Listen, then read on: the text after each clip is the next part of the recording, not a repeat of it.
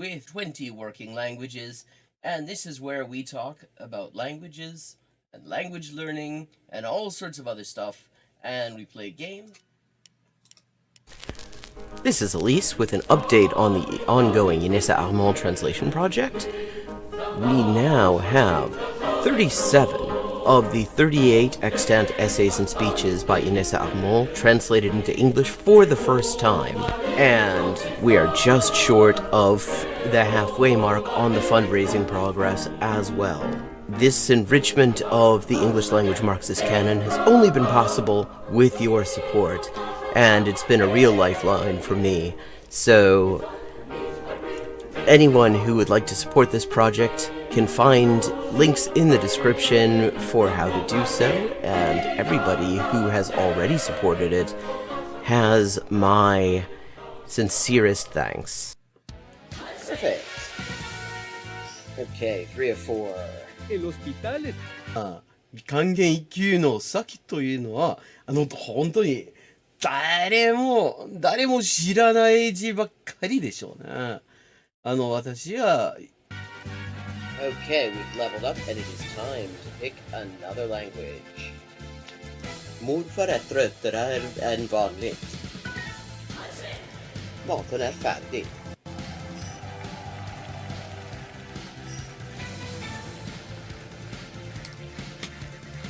And let's see what we're doing when we get back. Greek. We're doing Greek when we get back. Vendetta Day, so how do you know today?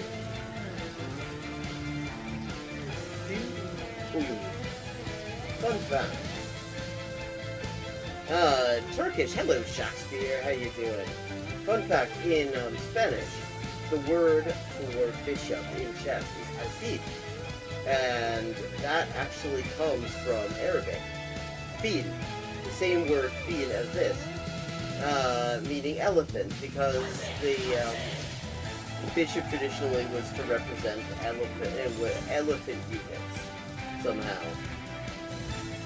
Similarly, in Russian, the word for bishop is squab, and that also means elephant. This is Elise with an update on the ongoing Inessa Armand translation project. We now have 37 of the 38 extant essays and speeches by Inessa Armand translated into English for the first time, and we are just short of the halfway mark on the fundraising progress as well. This enrichment of the English language Marxist canon has only been possible with your support, and it's been a real lifeline for me. So anyone who would like to support this project can find links in the description for how to do so, and everybody who has already supported it has my sincerest thanks. ça, ça, c'est ça, ça, que c'est ça, non ça, c'est ça, sol qui sa, che nulla sa, ne sa più di chi ne sa. Ecco. Bonjour et bienvenue à Hyper Polyglotting avec Élise. Moi c'est Élise, traductrice, éditrice et écrivain avec 20 ans de travail. Et ça c'est la transmission en direct ou en jeu des jeux. Surtout shogi en dernier temps. Et parle des langues, de la linguistique, de l'acquisition des langues. 10-159. Haven't made a huge dent in it, but we're getting there. Okay, gonna do some Chinese now. Night. Night. Month. Yen. Yo. 5.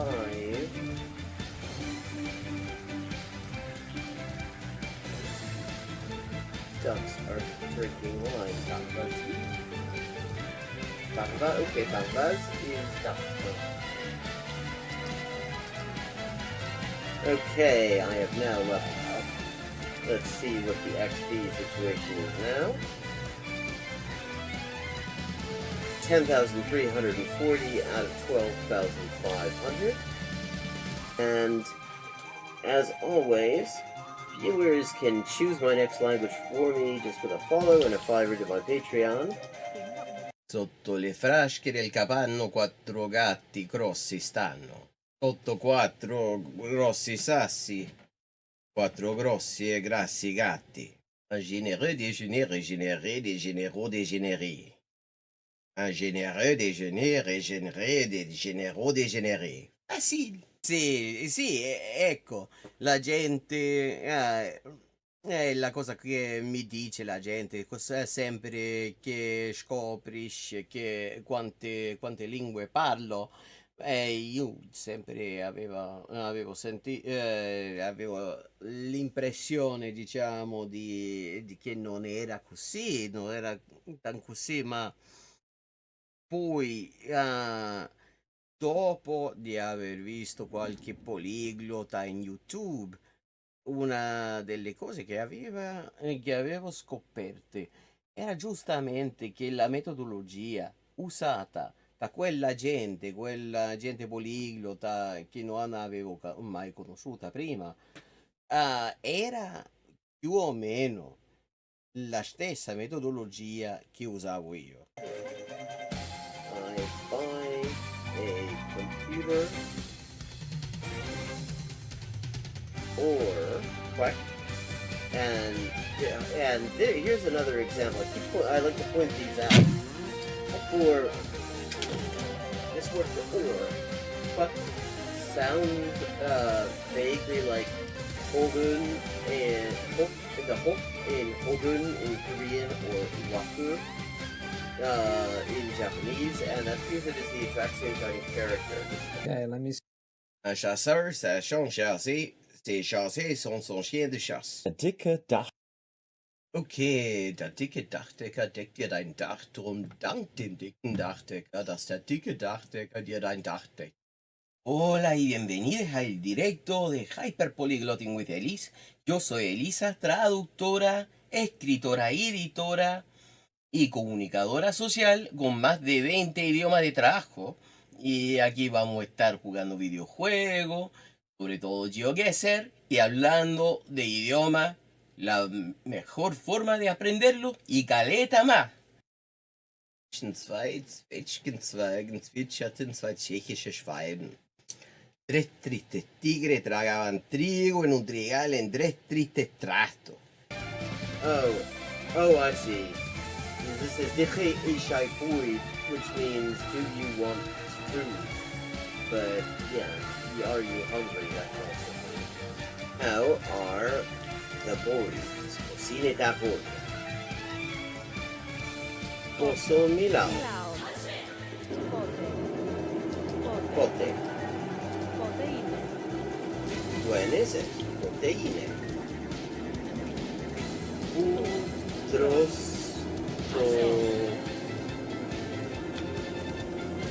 Totopolo. In the designated chicken eating area, obviously.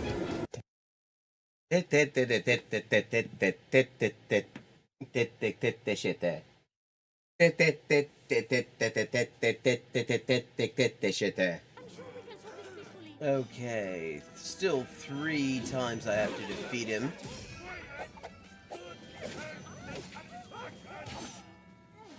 And I don't have a whole lot of health left.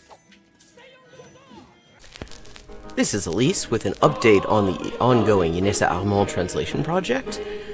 We now have 37 of the 38 extant essays and speeches by Inessa Armand translated into English for the first time. And we are just short of the halfway mark on the fundraising progress. Hello and welcome to Hyperpolyglotting with Elise. I'm Elise, translator, writer, and editor with 20 working languages, and this is the stream where we're going to play some shogi and talk all about language stuff. So let's get started. Yesterday, I actually won one. That is not something that happens often.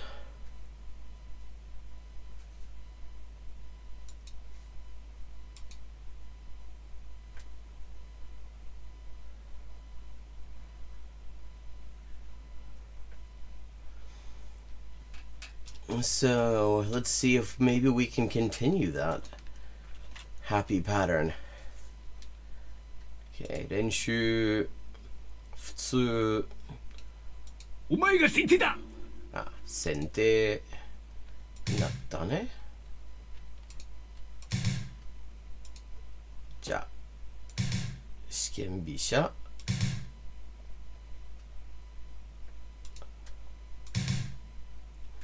玉を守ってキャッスルはできないから。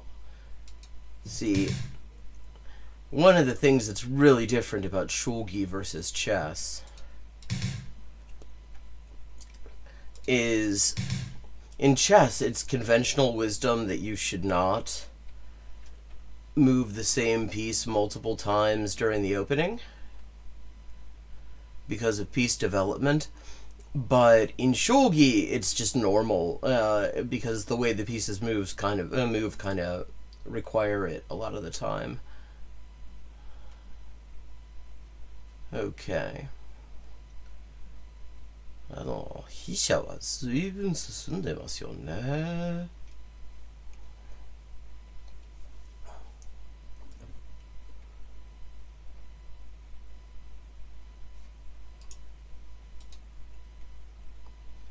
Playing against the computer just to get started.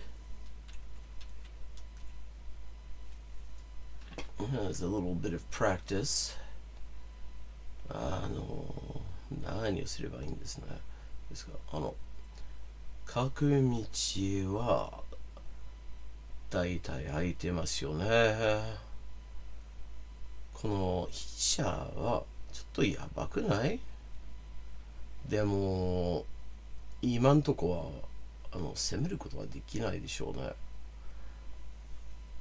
だからまずは駒の配置発展に取り掛かりましょう。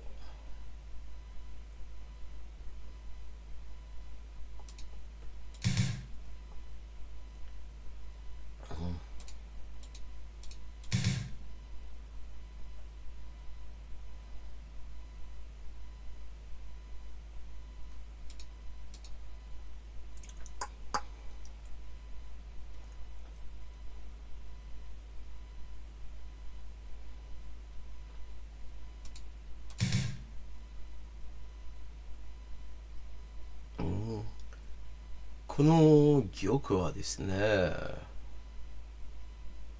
ちょっとやばくない？囲われてもいないし、そいつをちょっとつくかしら。Yeah, see, this is the king, essentially, 玉. And right now, this king is actually kind of a little bit wide open. You got two open diagonals here. Right here. You can't draw arrows on shogi wars, unfortunately. Or I would.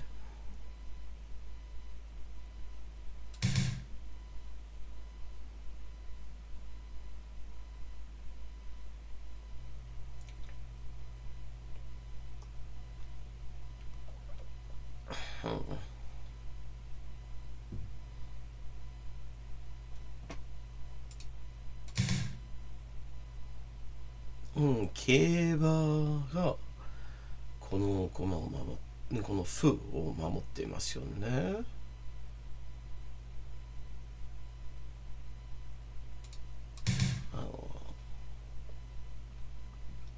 金上げて、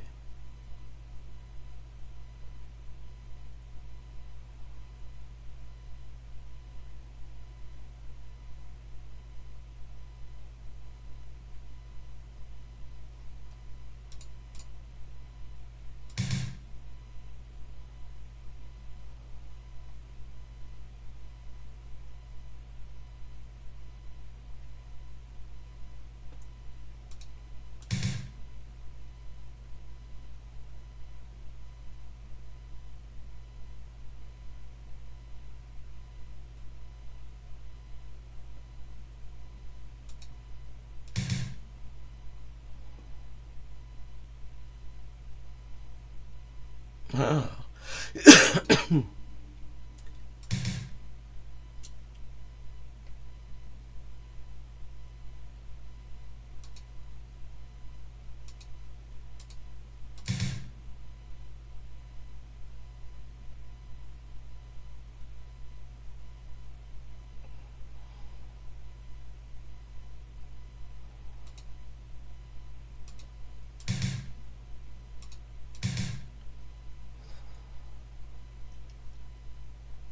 金系交換は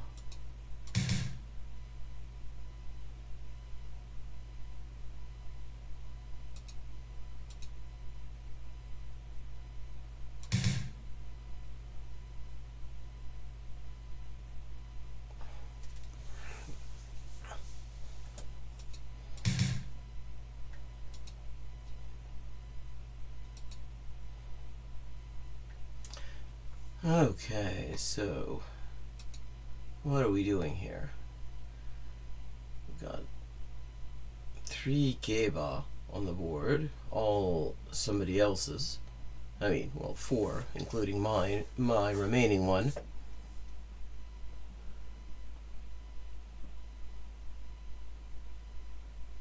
So I'm down material.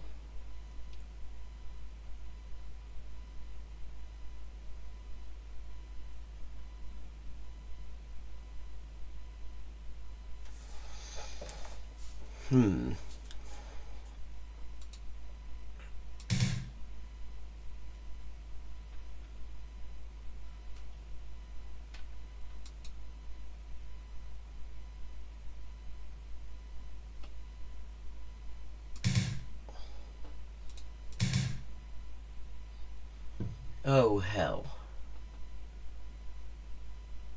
Well, that's not great.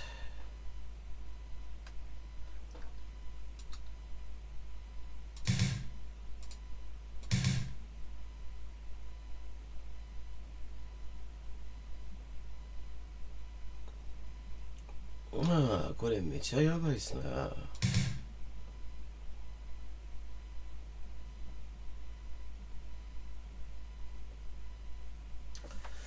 Always best to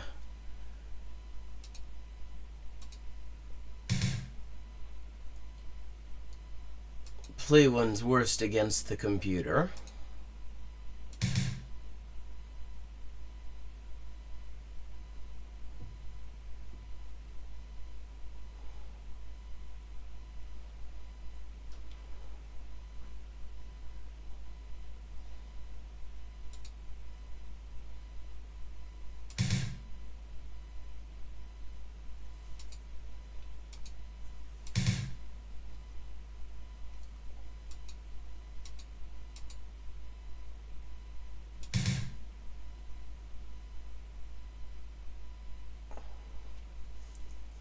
Oh, Jesus, I'm really getting my ass kicked here. Okay, what can I do?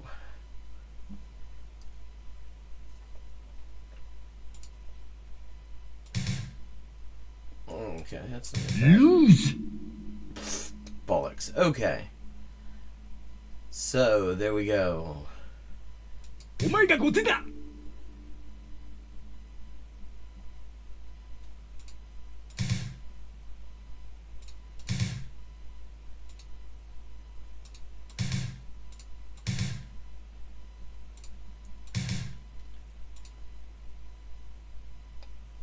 Let's see. Oh, interesting. Now... oh, I see. Potentially attacking my Hisha. So I gotta watch out for that.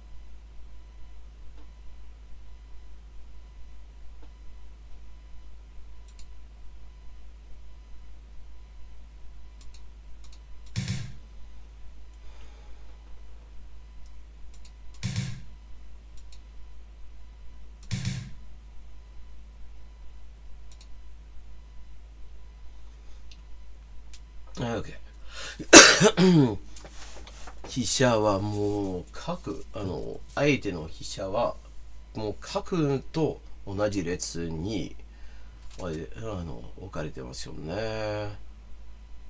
それも気をつけないとダメなことなんですよね。でも、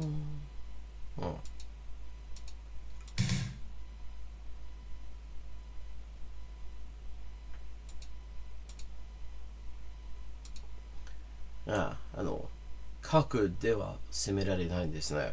だって競馬に守られてますから、そして角にも守られていることもありましてさ。So I can't take this game because it's actually protected twice.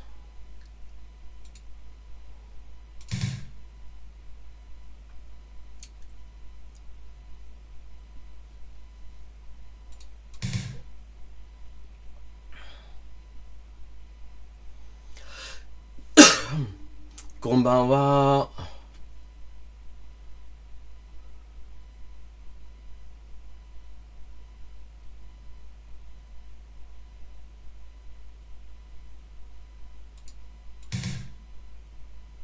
これってさ、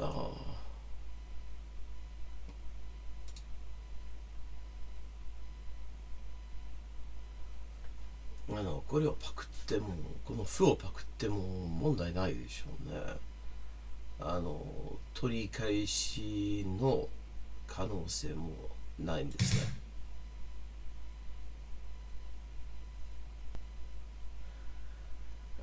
そのプロフィールでどうしてかチャットに書くのができなくなったんですか。それは変ですね。どうしたことか。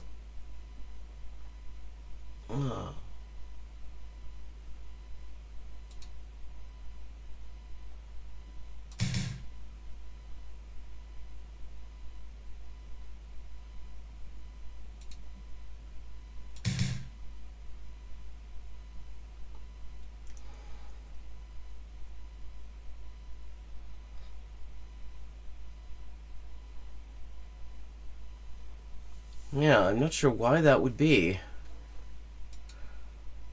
YouTube being weird again, I suppose. この銀は取っていいんですね。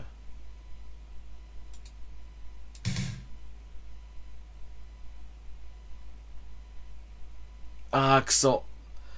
取ってよくなかった。パクられてしまった。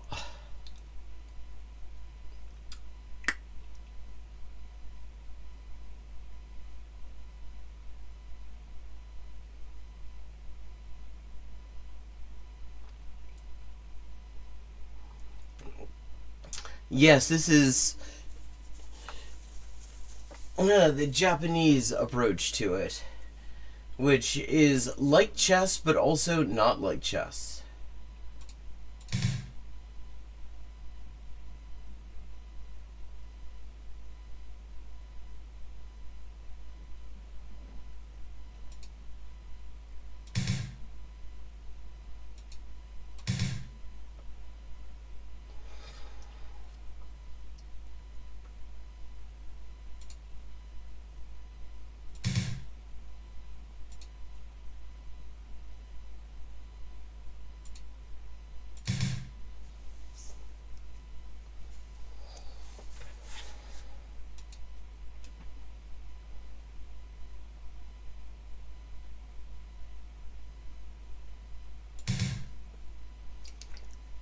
Okay.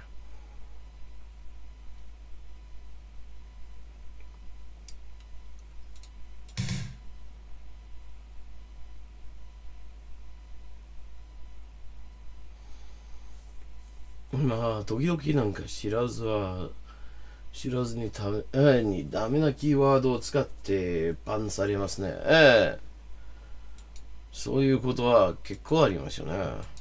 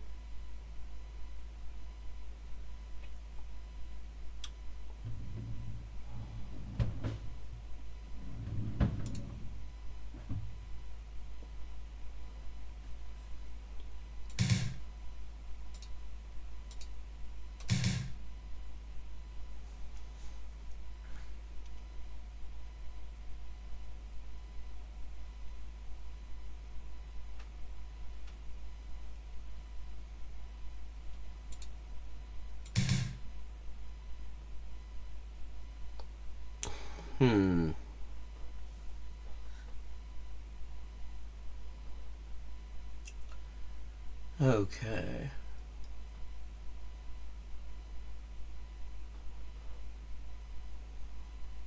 What are we doing here? Okay. 斜め後ろには動けないから、それでいいんですね。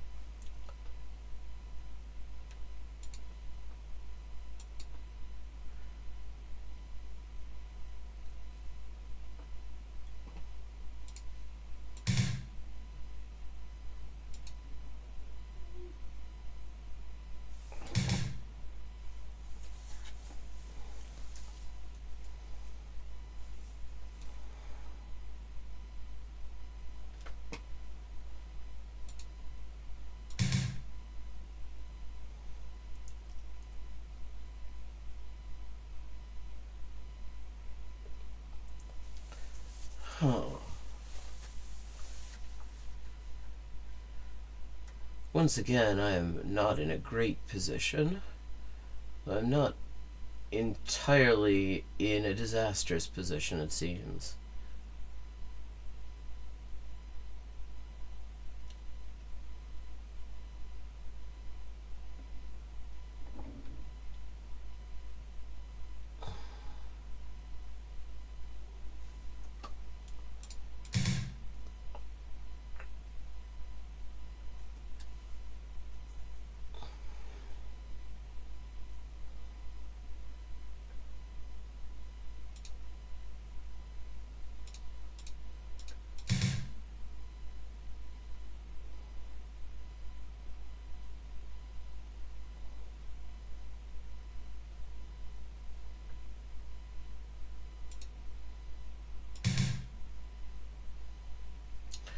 Okay, that's not great.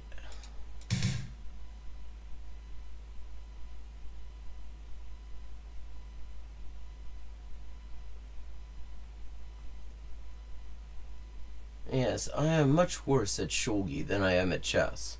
I'd be honestly because I just don't get to play it much.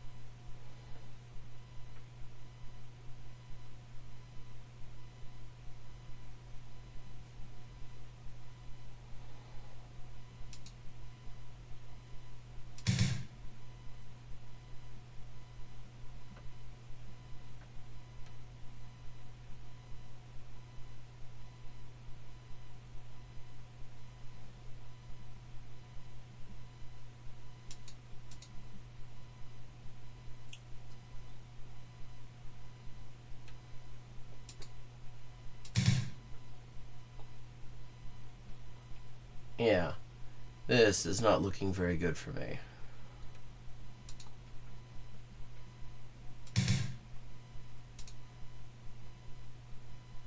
Let's see if I can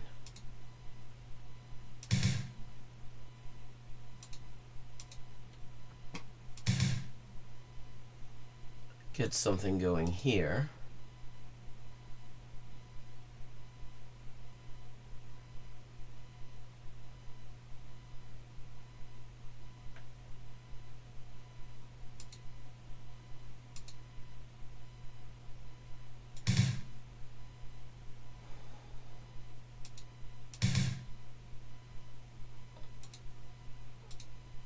Okay. Lost the exchange and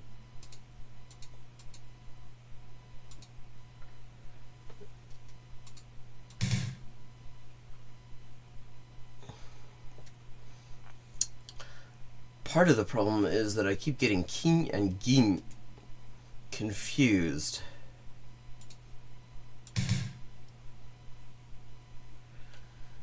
And that's an important distinction because one can go backwards diagonally and the other can't. And that is how I just lost a piece. Well, lost the exchange anyway. I'm down the exchange.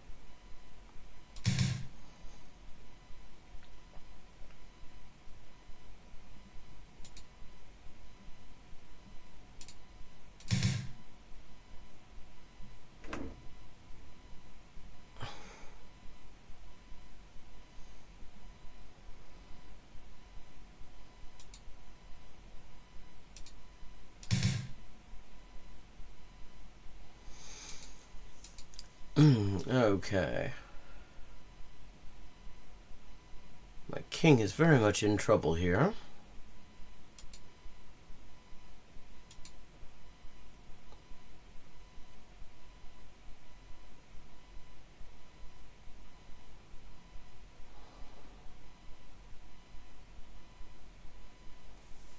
I'll say the computer's king is not looking wonderful.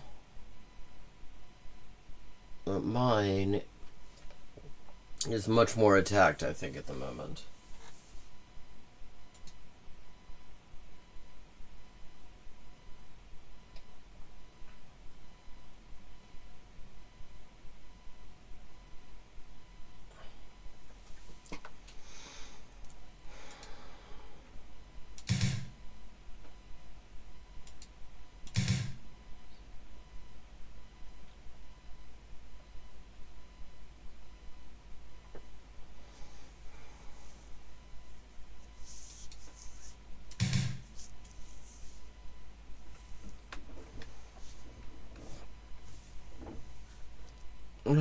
So.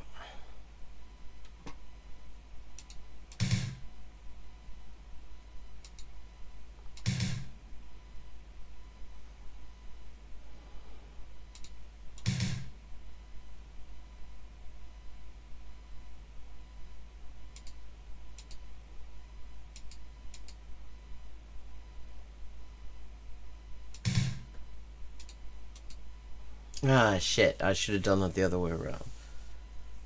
Oh, I couldn't have done that the other way around because it doesn't move that way.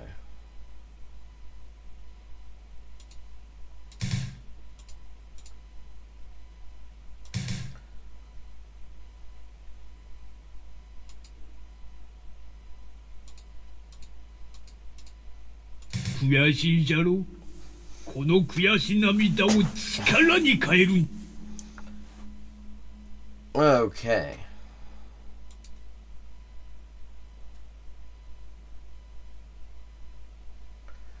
So that was the warm-up.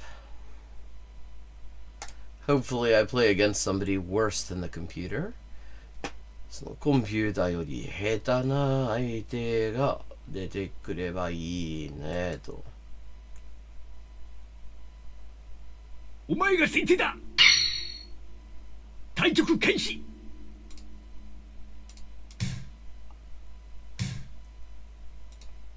試験飛車。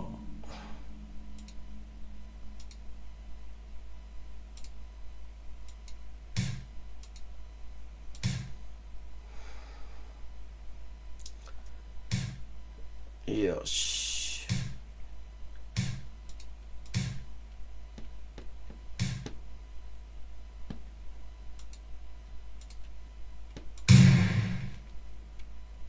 角交換になるかな。よし、角交換だった。それから私は歩を獲得しましたね。その交換で。So I'm up a foo. Up basically the equivalent of a pawn here.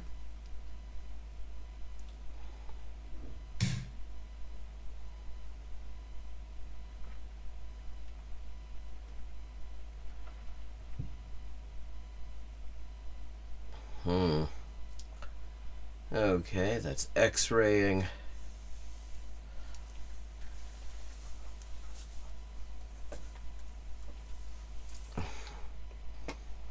My Hyosha. Yeah, between the two, what I don't want to lose.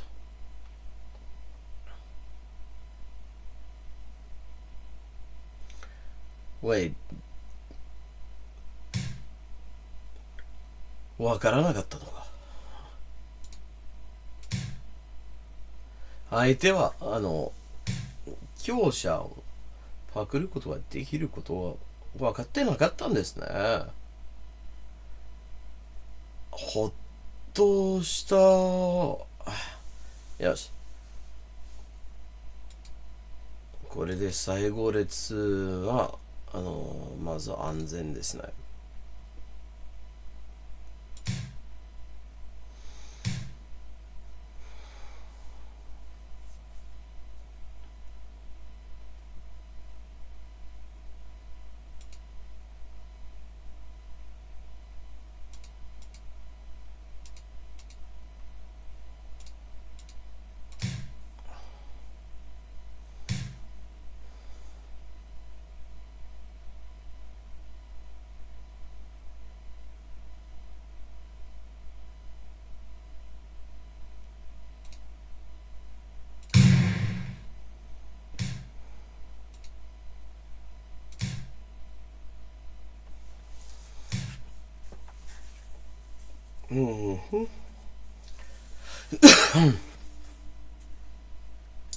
So,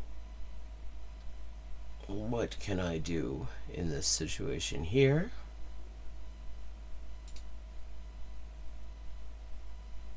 I am behind on time.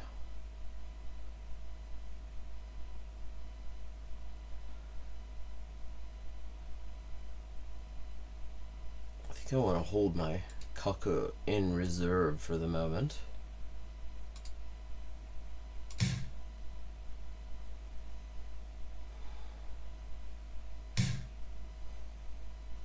Yeah. Because otherwise, I might end up losing it in a silly sort of a way. I'd really rather not lose it in a silly sort of a way. I'd rather lose it in a clever sort of a way. 7分。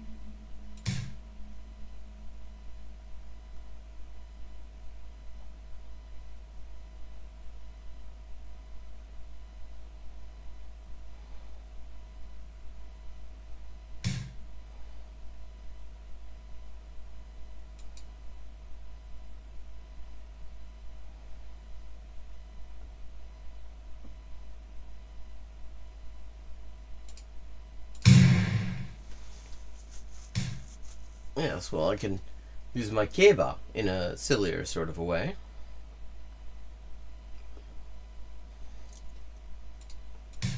The nerfed knight, really.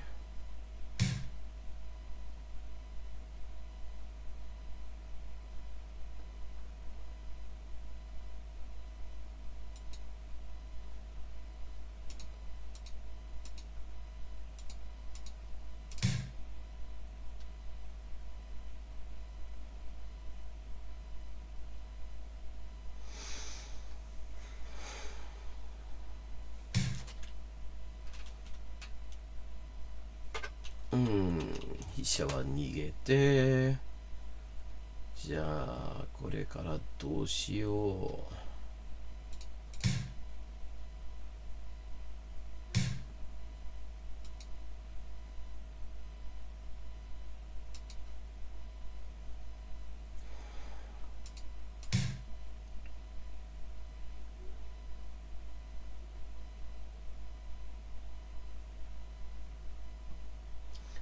One thing I have to watch out for is the diagonals are at a sharper angle. Since this is a 9x9 board, I find them harder to see than in chess, but that's probably just because I'm used to an 8x8 board.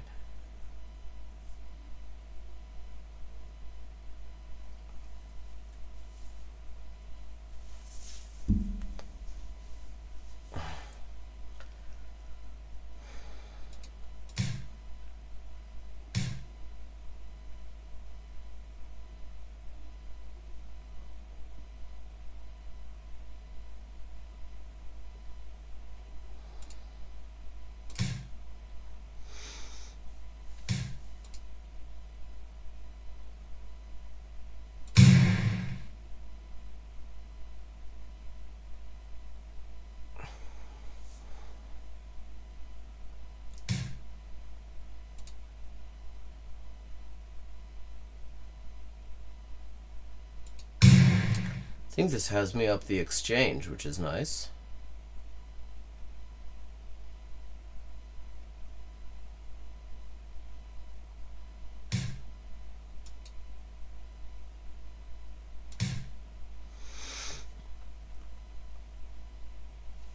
However, I'm not looking as good on time at the moment.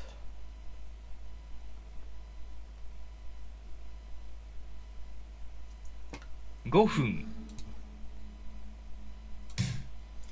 ふんどしの刑。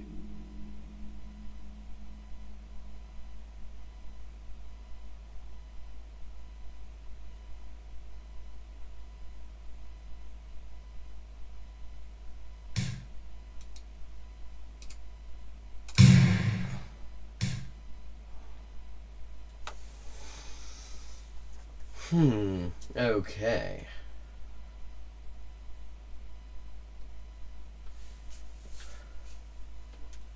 So that's something anyway.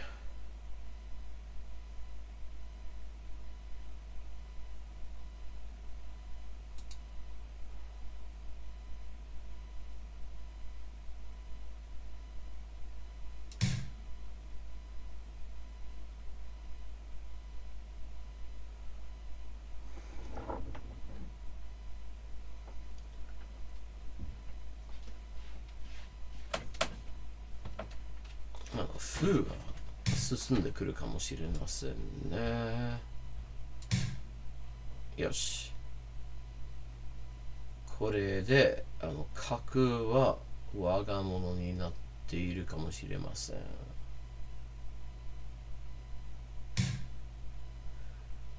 いや、違いますね。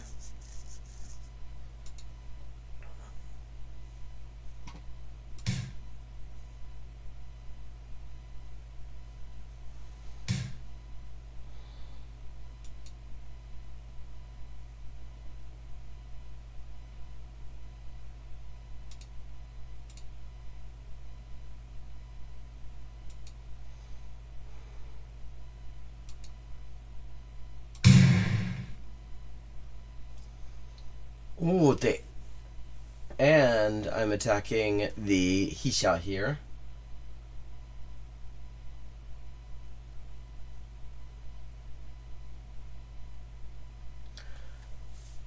何をすればいいのかと悩んでてさ。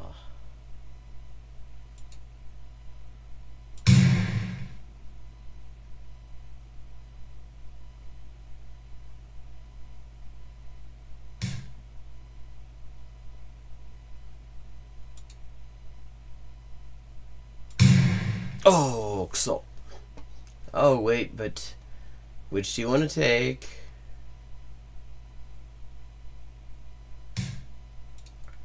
Yoshi.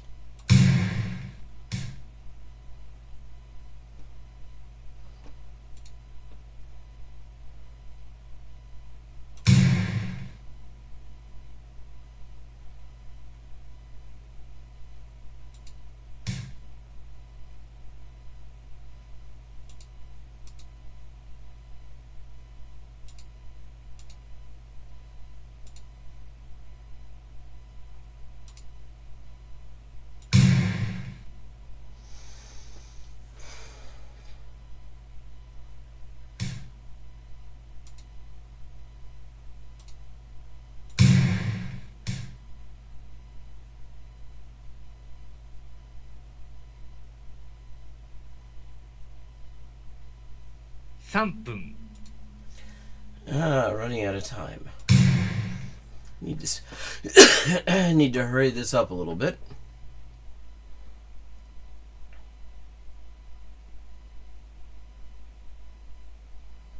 Oh yeah, I'm way behind on time.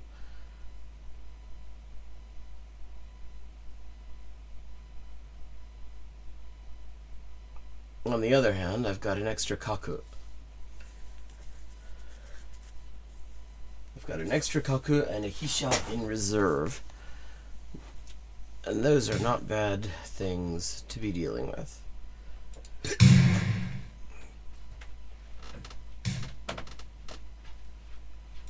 Not bad odds at all.2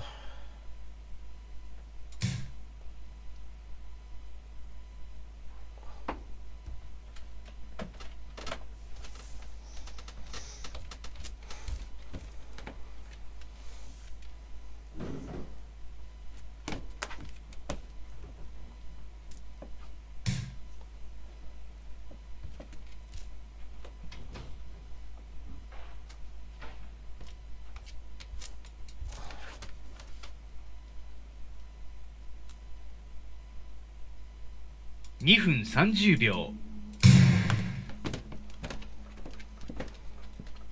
Hey Riveroon, how you doing? Oh god, I'm short on time, but I actually don't have a terrible position here. God, this would... 時間切れで負けると惜しいな。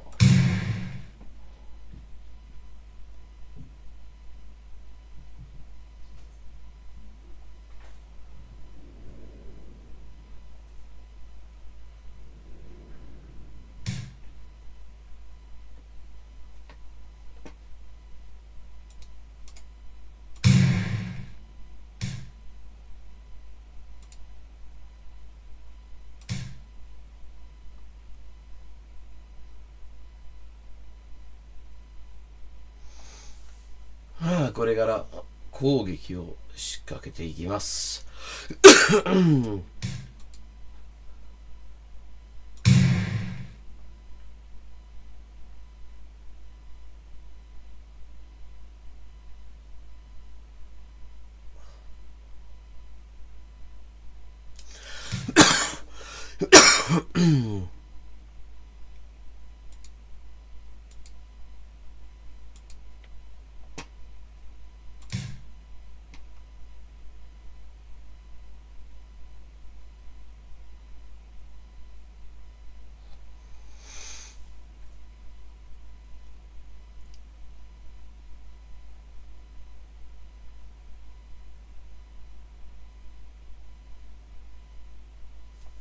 Okay, seeing if I can wrap this up quickly since I'm very short on time. Shikunami 89 has 3 minutes 55 seconds left. I got 2 minutes left. That's not great odds time-wise. But on the other hand, I think I have a pretty good attack on the king here.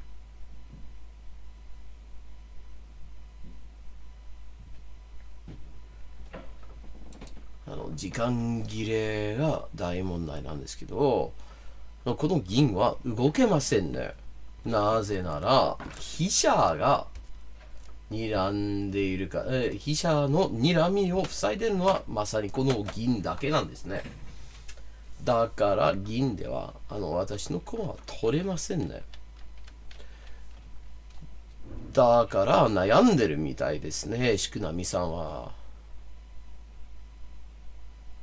長考中とコンピューターも丁寧に追加しています。2分。よし。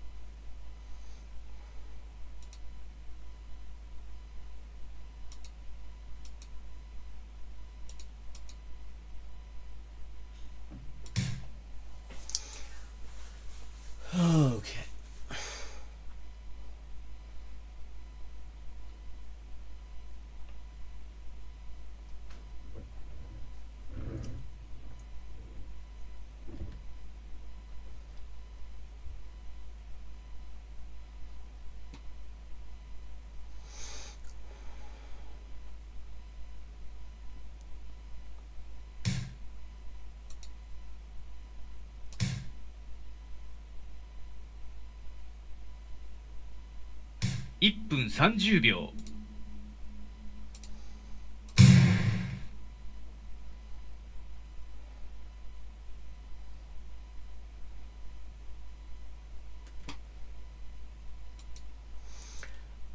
桂でこの攻撃を続けましょう。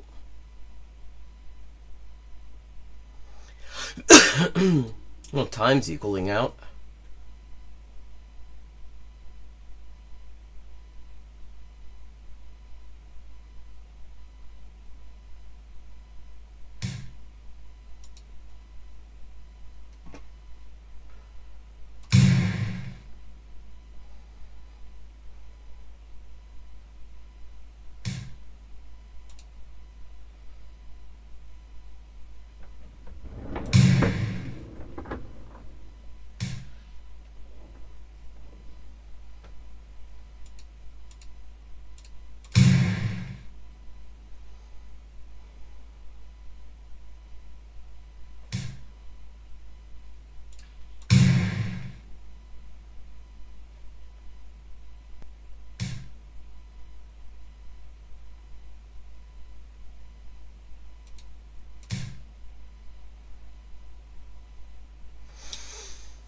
Okay.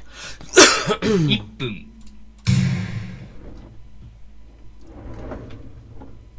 Suddenly, this is looking pretty good for me.30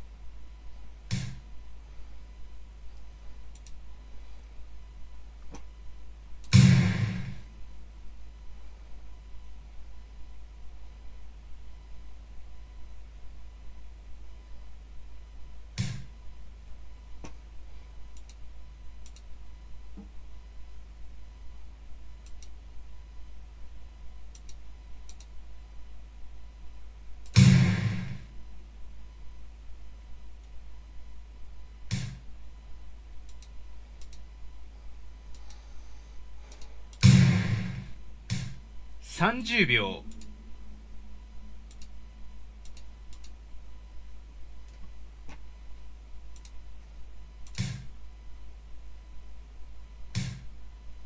20秒。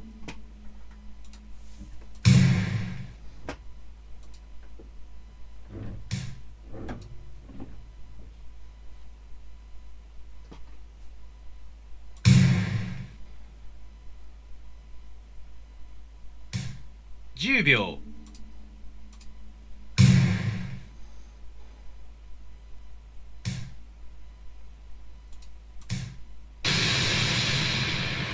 お前なら極められるかもしれんの。やった将棋ウォーぞズの王道。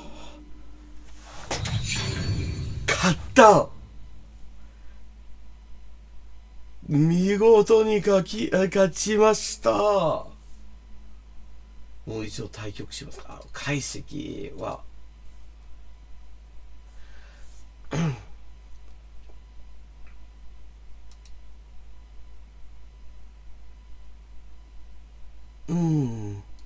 それはなんで、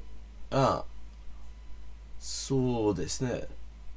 ここには動けないし、ここにも動けないし、全く追い詰められたんですね、その玉は。Okay, somehow I managed to win that. That's kind of neat. The two times that I've actually won a proper game on this, on Shogi Wars, it has actually been on stream, which is nice, because usually I get my ass kicked at this.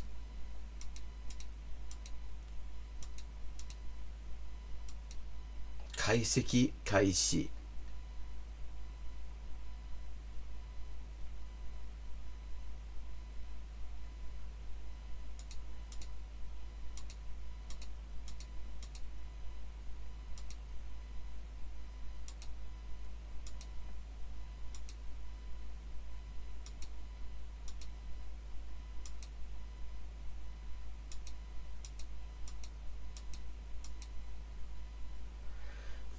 Okay, and that is good timing too, because now I am going to take a little bio break. I will be back in a few minutes. Hi, and welcome to Hyperpolyglotting with Elise. I am Elise, translator, editor, and writer with 20 working languages, and this is where we talk about languages and language learning and all sorts of other stuff, and we play games. This is Elise with an update on the ongoing Inessa Armand translation project. We now have 37 of the 38 extant essays and speeches by Inessa Armand translated into English for the first time. And we are just short of the halfway mark on the fundraising progress as well. This enrichment of the English language Marxist canon has only been possible with your support, and it's been a real lifeline for me. So anyone who would like to support this project can find links in the description for how to do so, and everybody who has already supported it has my sincerest thanks. Perfect. Okay, 3 of 4. El hospital. 還元一級の先というのは本当に誰も知らない字ばっかりでしょうね。私は Okay, we've leveled up and it is time to pick another language. Morfar är tröttare än vanligt. Maten är färdig.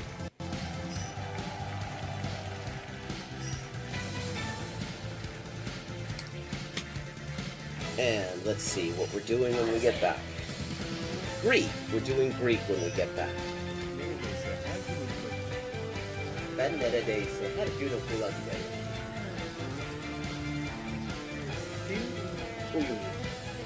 Fun fact. Turkish. Hello, Shakespeare. How you doing? Fun fact, in Spanish, the word for bishop in chess is alfil. And that actually comes from Arabic. Fil. The same word fil as this. Meaning elephant, because the bishop traditionally was to represent elephant units somehow. Similarly, in Russian, the word for bishop is squab, and that also means elephant. Okay. This is Elise with an update on the ongoing Inessa Armand translation project. We now have 37 of the 38 extant essays and speeches by Inessa Armand translated into English for the first time. And we are just short of the halfway mark on the fundraising progress as well. This enrichment of the English language Marxist canon has only been possible with your support, and it's been a real lifeline for me. So anyone who would like to support this project can find links in the description for how to do so, and everybody who has already supported it has my sincerest thanks. Ça, ça, c'est ça, ça, che c'est ça, non ça, c'est ça, sol chi sa che nulla sa, ne sa più di chi ne sa. Ecco. Bonjour et bienvenue à Hyper Polyglotting avec Élise. Moi, c'est Élise, traductrice, éditrice et écrivain avec 20 ans de travail. Et ça, c'est la transmission en direct ou en jeu des jeux, surtout GeoGuessr en dernier temps. Et parle des langues, de la linguistique et de l'acquisition des langues. 10:159. Haven't made a huge dent in it, but we're getting there. Okay, gonna do some Chinese now. Night. Night. Come on. Yen. Yo. 5.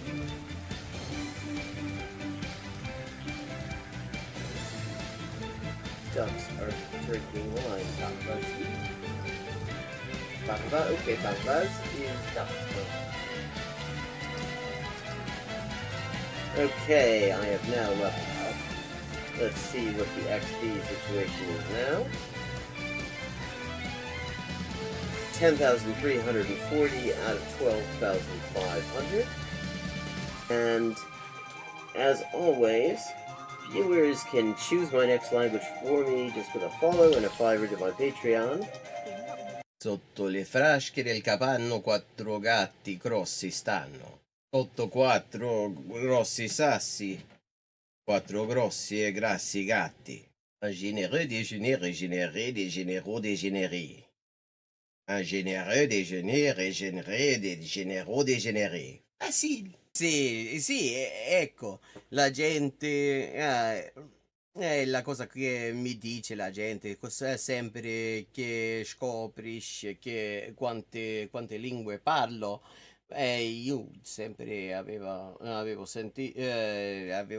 l'impressione, diciamo, di che non era così, non era tan così, ma poi dopo di aver visto qualche poliglota in YouTube, una delle cose che avevo scoperte era giustamente che la metodologia usata da quella gente poliglota che non avevo mai conosciuta prima, era più o meno la stessa metodologia che usavo io. I buy a computer or quack, and here's another example. I like to point these out. For this word for or, quack sounds vaguely like hogun and hok, the hok in hogun in Korean or waku in Japanese, and that because it is the exact same kind of character. Okay, let me see. Un chasseur, ça son chassé. Ses chassés sont son chien de chasse. Der dicke Dach. Okay, der dicke Dachdecker deckt dir dein Dach, drum dank dem dicken Dachdecker, dass der dicke Dachdecker dir dein Dach deckt. Hola y bienvenidos al directo de Hyperpolyglotting with Elise. Yo soy Elisa, traductora, escritora, editora y comunicadora social con más de 20 idiomas de trabajo. Y aquí vamos a estar jugando videojuegos, sobre todo GeoGuessr, y hablando de idioma, la mejor forma de aprenderlo y caleta más. Zwei Zwetschgenzweigen zwitscherten zwei tschechische Schwalben. Tres tristes tigres tragaban trigo en un trigal en tres tristes trastos. Oh, I see.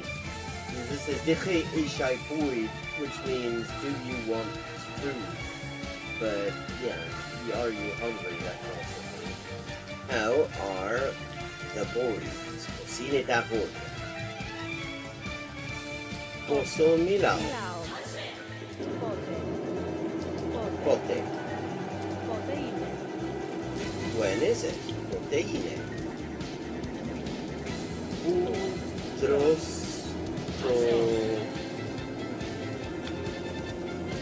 Topulo.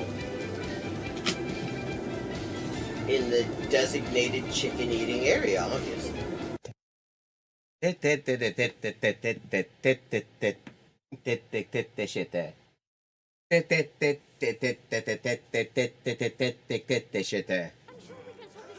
Okay, still 3 times I have to defeat him.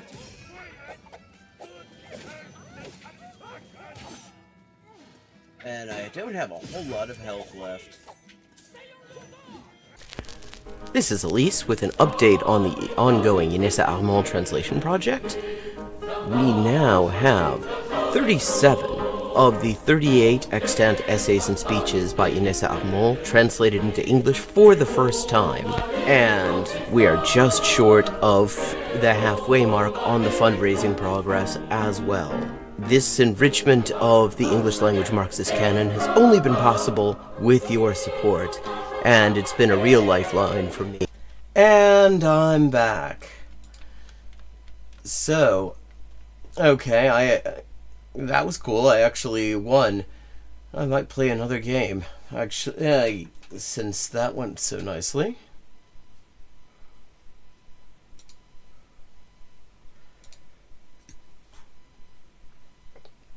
Yeah, why not?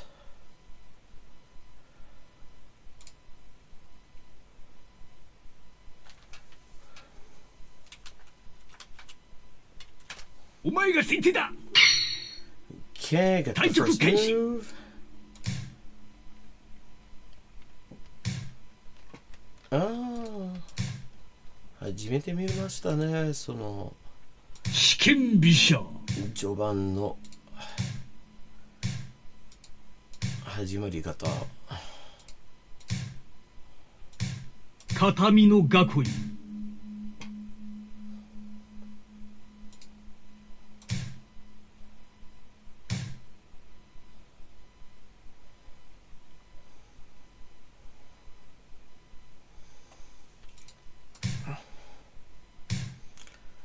Okay, so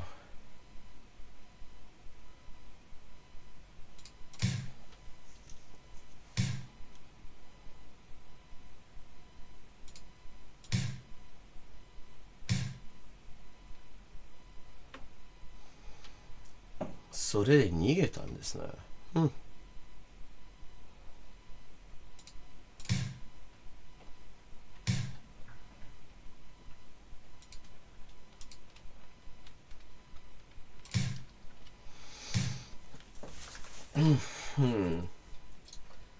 じゃあこれからどうすればいいんですか。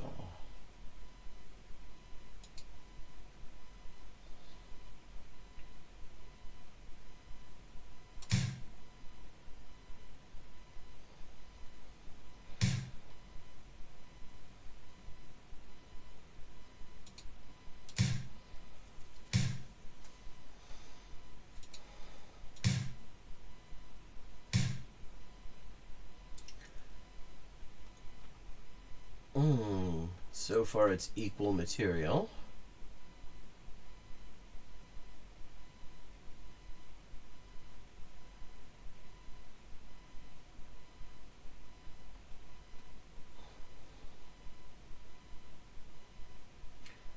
Ah, この風を前に刺しちゃまずダメですね。なぜならこの格好は角が睨んでいますね。だからそれは負けのもと。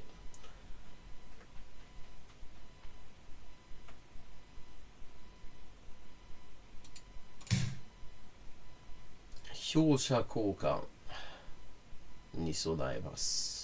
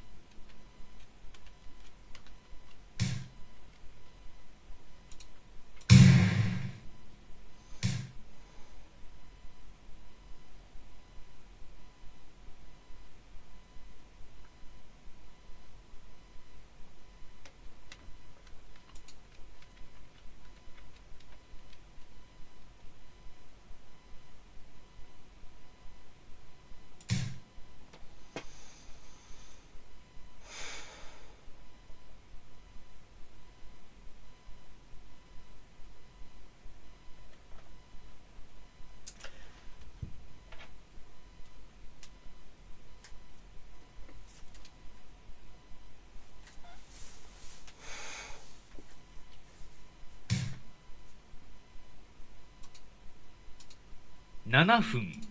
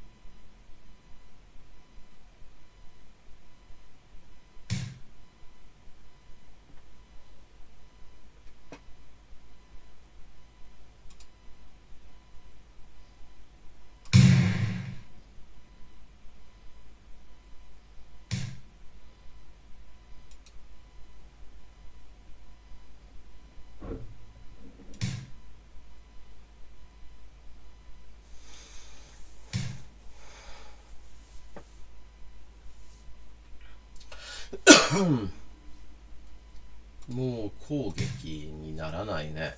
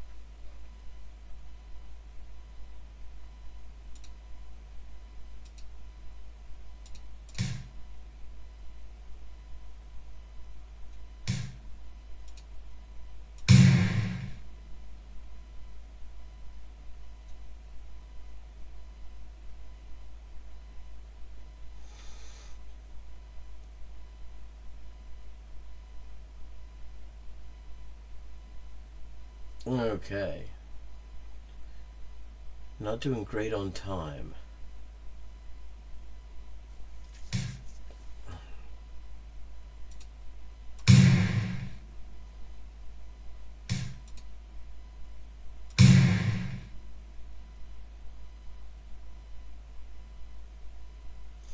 So I've got to speed this up a little bit.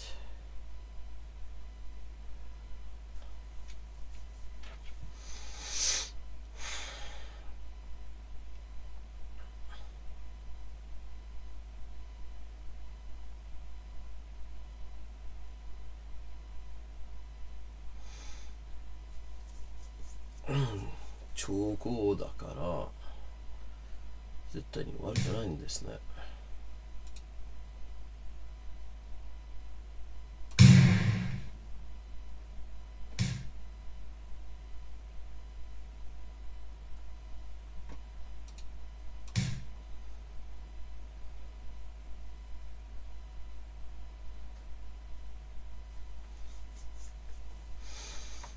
5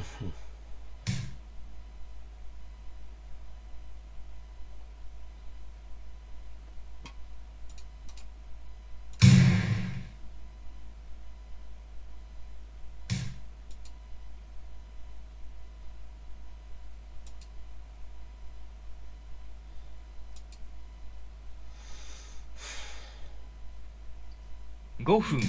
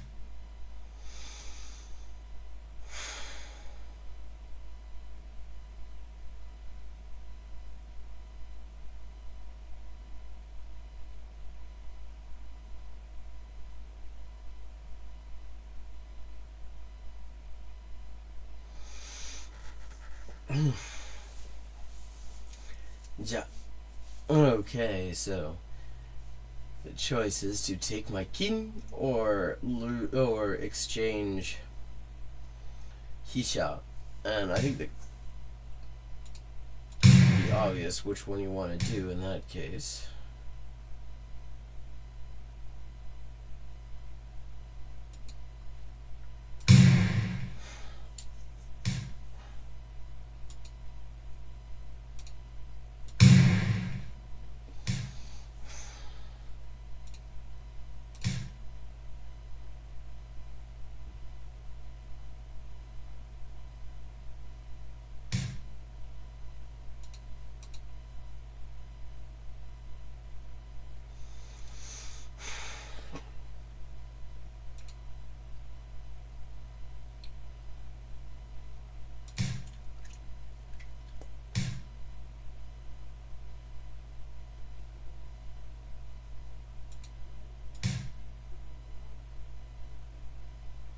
Okay, that one didn't go my way. I think we're gonna switch gears now and check out some videos and things.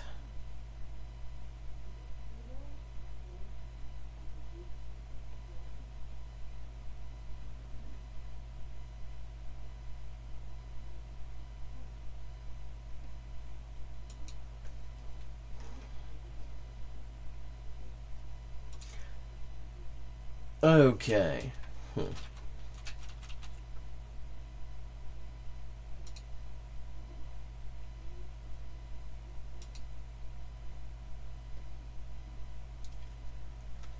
Respectez-moi Lordan.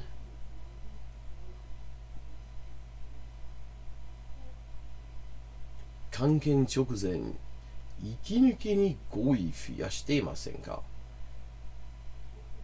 Okay. This is a video, this could be interesting, from Kanji no Kami-san, talking about preparation for the Kanken Ikkyu, the Japanese kanji proficiency test, and saying right before the test it seems like there's suddenly a huge amount of vocabulary words that show up. Oh, cute little plush cat there. I stan a cat.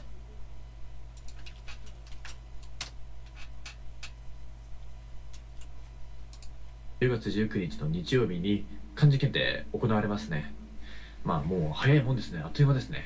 今年入って2月、6月、そして明日10月。もう3回目の、今年だけで言うと今年最後の試験にはなるんですけども、僕が記念すべき漢検1級の初合格を果たしたのも、今年入って今年の2月の、まあ令和6年になるんですけどね。令和6年度の第3回の試験だったんですけども、令和7年度の第1回も合格。で、明日令和7年度第2回目の、今年3回目の試験になるわけですが、僕個人の戦績としては7連敗してしたいので、ちょっとあまりね編集少なめの動画にはなってると思う。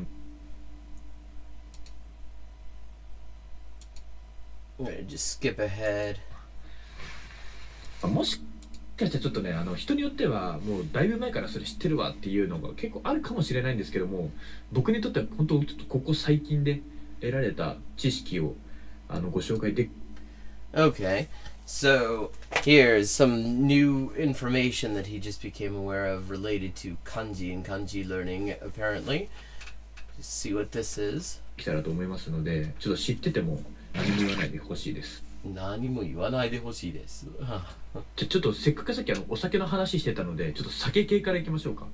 僕が最近、覚えたお酒を表す語ですね。Okay, a word for alcoholic beverages that he's just become aware of. まず、不義。不義。酒の衣装、不義。なんで不義と呼ばれるでしょう? Apparently another word for like an alcoholic drink is 不義。A very rare word. パリが浮く、不義ですね。不義、産地、産。産地、three late. 産地、酒や酒宴の衣装。So a drinks like some sort of unusual rare word for a drinks party is sanchi, which literally means like 3 late. Which now I'm very curious why the number 3 is in there. I just realized I don't have the chat window where I can actually see it. So I gotta fix that real quick.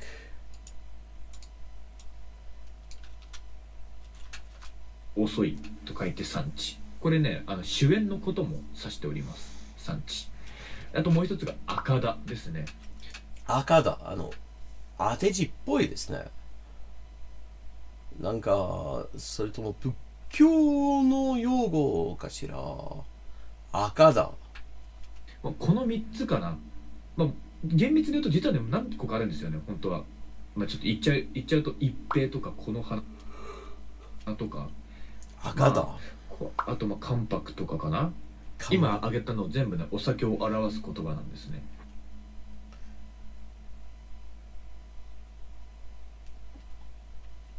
こういうの大類でね、結構狙われたりされるかなと思うので。He notes that though he's talking about all these booze words, although it isn't really relevant, he hasn't drunk in 5 years. ちょっと今ざっと言っちゃいましたけど、ちょっと余裕あったり、これ知らなかったってなったらぜひ覚えてみてください。次どうしようかな。できればインパクト大きめのやつがいいんですよね。ご紹介するなら、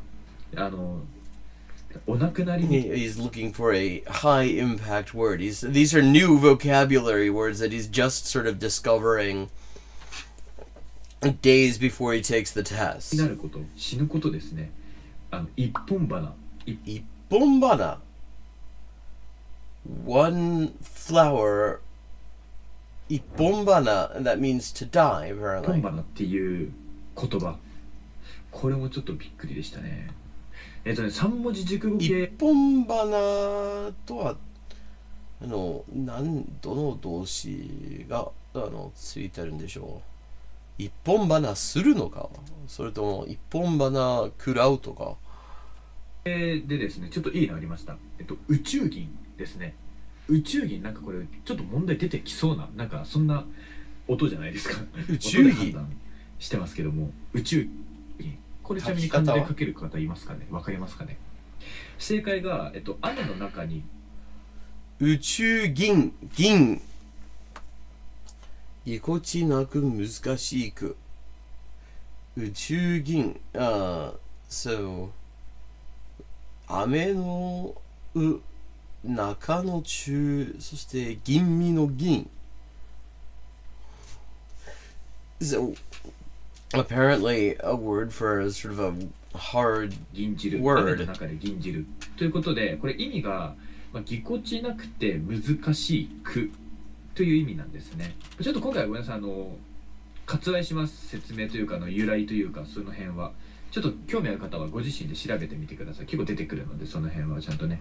今回もあくまで紹介するだけっていうね動画にしておりますので、前回の試験ってなんか瓶ずるとか自動酒とか出てましたよね。あの辺ああいうの出すってなったらなんかフルナとか出てくるかなと。フルナ、おしゃべりの人。word for a talkable person. フルナ。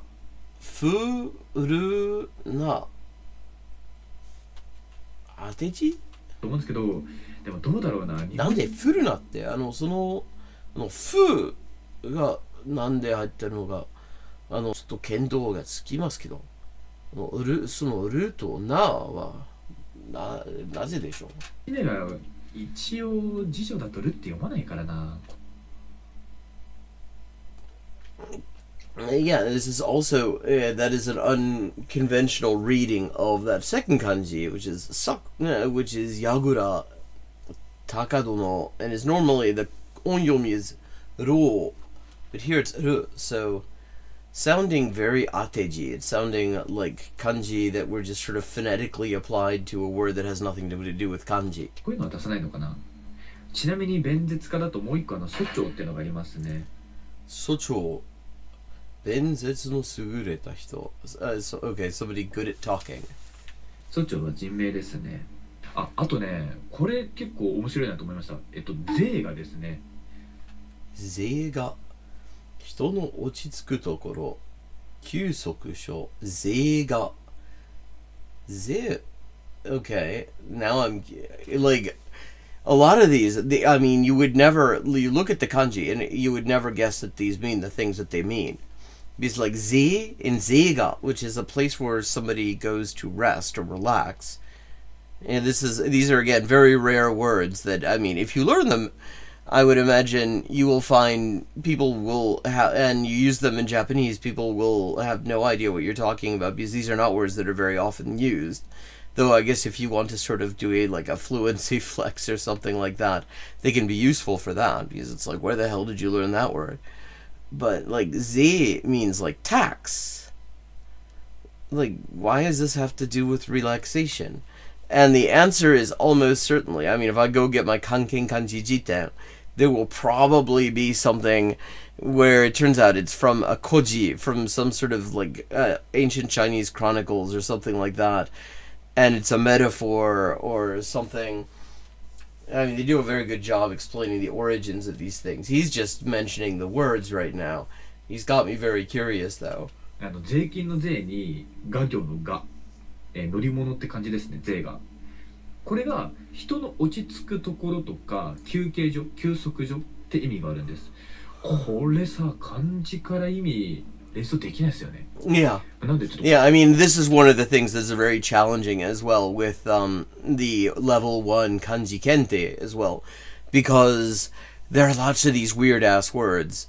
And so, yeah, and see, because normally, 9 times out of 10, I would say, you can look at the kanji. If you know the kanji, and you don't know the word, but you know the kanji, you can kind of guess and have a general idea what it's probably about. Not with these. Like, these you would have absolutely no idea what the hell they were talking about.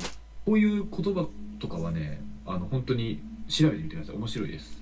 Zが。あとは、戦士とかどうかな。戦士。Okay. Stain finger, literal meaning. 過分の利を得ようとする着手. Like, to obtain an excess benefit, and literally senshi is like, sen is like to stain or color, and shi is finger. I guess I can kind of see where, like, you're sticking your hand into something that you shouldn't be, I guess, and you get some coloration on your finger as a result. I guess that must be the idea. Out of these, this is the one that makes the most sense to me. 指をすると書いて戦士。これが、過分の利を得ようとすること。あるいは何か物事に着手すること、ね。Or to get your hands on something. これはなんか着手するっていうのはちょっとイメージつきやすいかな。これも結構衝撃でしたね。一目連ですね。漢字で言うともう一目連。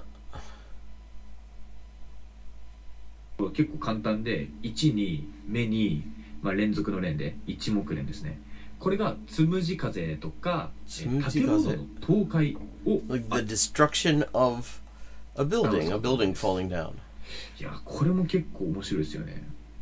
あとねまだあるな。 I mean, there are so many rabbit holes you can go down with this stuff. That is one of the things that I really enjoy about kanji and about like Kanken's the Kanken society, Kanken Kyokai. Their study materials, the dictionaries and stuff, because they explain where this stuff comes from, and it's often just utterly unexpected things. Just sort of a random reference to something a long time ago, like, I mean, we're talking like 1,000 years or more, that has somehow gotten this very indirect meaning. And yeah, it's Darmok, really, if you know that episode of Star Trek. 乱意とかどうかな。手すりとか竹縄。乱意、財物をなくすこと。乱意。Okay. い means to like leave something. Wait, that ran. Isn't that the Dutch at all? Like, is this like giving something to the Dutch? And it means losing an asset? って意味の乱に、忘れる、残るのいいですね。遺産のいいですね。これ乱意っていうのが財物をなくすことになります。お金をなくすとかそんな時に乱意って使うらしいですね。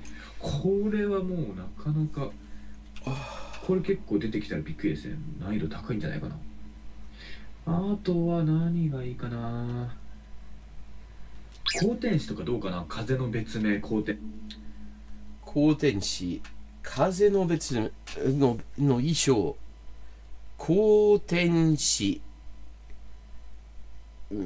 Okay, that means wind. Okay, I mean it's got the character 10 for like heaven. So I mean, not shocking that it's something to do with weather, I guess.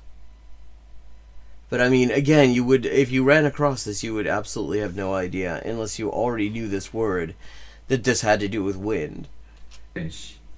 And you will, like, be tested on this stuff if you take Kanken Ikkyu. All the, not necessarily every single one of them, but you have to kind of be prepared for at least some of them. And they're not words that you can actually make out the meaning just by looking at them, unlike most kanji stuff. 光天使。あと有弱棒とか有弱いいですよね。なん棒かやっぱ3文字 being like impolite, ill-mannered. 有弱棒。有弱棒って結構面白いんですよね。有弱棒。これ有弱棒無礼な様、非礼な様ですね。いや本当に面白い。あとね、いいの結構あるんですけど、ちょっと紹介、なんかダメだな。ちょっとこんだけあったら、紹介するのに時間が足りなさすぎるな。ちょっとあと1個だけ、なんかちょっとね、これ出そうみたいなのなんかあったらちょっとね、言いたいんですけど、牛馬走 a cow horse race. Cow horse running. 自分のことを Wait, huh? This is a way of referring to yourself? A first person pronoun? 牛馬走とかどうかな。これ自分をへりくだっていう言葉、牛馬走。結構最近。牛馬走は一人称ということか。なんで牛馬走になるんですか？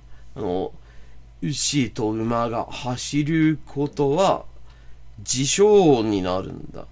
それはきっと面白い語源があるでしょうね。その歴史は。Yeah, so those three characters combined mean cow horse run. And apparently it's something that's used as a first person pronoun. の一級でビクが出たかな。五線卓で自分をへりくだって言う言葉ビク、それの類義語になります。牛馬走は牛と馬が走ると書いて牛馬走ですね。こういうのとかなんか選択肢になんかポツンってあってもおかしくなさそうですよね。ぐらいかな。ちょっといや本当はめちゃくちゃあるんですけど、ちょっと時間的にもう早く動画上げたいからな。この辺に知っといた方がいいだろうなと。まあこんな感じでですね、僕の携帯のメモの中にさっきざっと数えたんですけど、多分1000語ぐらいありますね。類義語系とか転じてこういうとか、そういう系統の言葉たちを集めただけのメモフォルダで、その言葉自体がもうなんか1000語ぐらいあって、でもそれの100分の1ぐらいしか多分紹介してないんですけども、まあどうでしょうね。まあそのうち1個でも出てくれたら嬉しいですよね。出てほしいな、っていう感じですかね。 Okay. So, just more examples of the just utterly fascinating world of rare and old kanji vocabulary that you get in touch with if you study for the kanken, which is just full of like rare and strange words and things. I mean, like things you would never hear anywhere else. Now, I was thinking, there's a video here, a relatively short one, called by Evil Dia, who gets mixed reviews from this channel, I have to say, called Censorship Kills Language Learning, and I'm sitting here wondering what exactly is this going to be about. What's up, grinders? Because, like, so many times when people talk about... Oh, no, I'm trying to pause you. Here's the link to the video, dropping it in chat now, if I can get the window. Yeah, here we go. Is so, you never know what somebody's going to mean when they say censorship. Sometimes they mean censorship. I find that is actually kind of rarely the case, although these days, you never know. And you know what this video is about? Censorship, and how it impacts upon your language learning journey. Yes, I'm actively studying for it. I'm actually that, and also the Shihoshiken Yobishiken is the other thing that I am studying for actively for, which is like, see, there are two ways you can take the bar exam in Japan. One is the normal way of getting a law degree, and the other is you can take this preliminary exam, Yobishiken, which anyone can take. Literally, there are no qualifications, no requirements or anything. Anyone can just go and take it. They pay the fee and they take it, and if you pass it, then you're eligible for 5 years to sit the proper bar exam. So I figure might as well have something to show for years and years of studying comparative law largely on my own. So I'm preparing for that quite actively right now. That, I mean, sort of considering going in July for it, because that is the next time I'd be able to take it. Now, I've made this video so many times because it's really so hard for me to express, like, my thoughts regarding this matter, but it seems so obvious to me, but at the same time, it's something that pisses me off so badly, and I haven't seen any language learning channels talk about this. I guess because, well, it's a really ticklish topic and they don't want to create a war in the comments section, but... Okay. I mean, I'm just sitting here wondering what this is going to be, what this is going to end up being about. You know, I lived that shit. I lived to see you guys go down there throat to throat. I just stirred the pot, and... Is it throat to throat? Is that the expression? Enjoy the comments, let the algorithm roll, and bring in the views. But no, this is actually something that is starting to piss me off as of recently. Now, let me talk about first where I come from as a person, and then how this impacts upon me as a learner of languages, and then eventually as a YouTuber. Probably that last one. Yeah, it is a little bit like that. I mean, and it's surprisingly egalitarian given the way, given the way a lot of things work in Japan. Because literally, I mean, the youngest person ever to take this thing was 16. And pass it, as far as I know.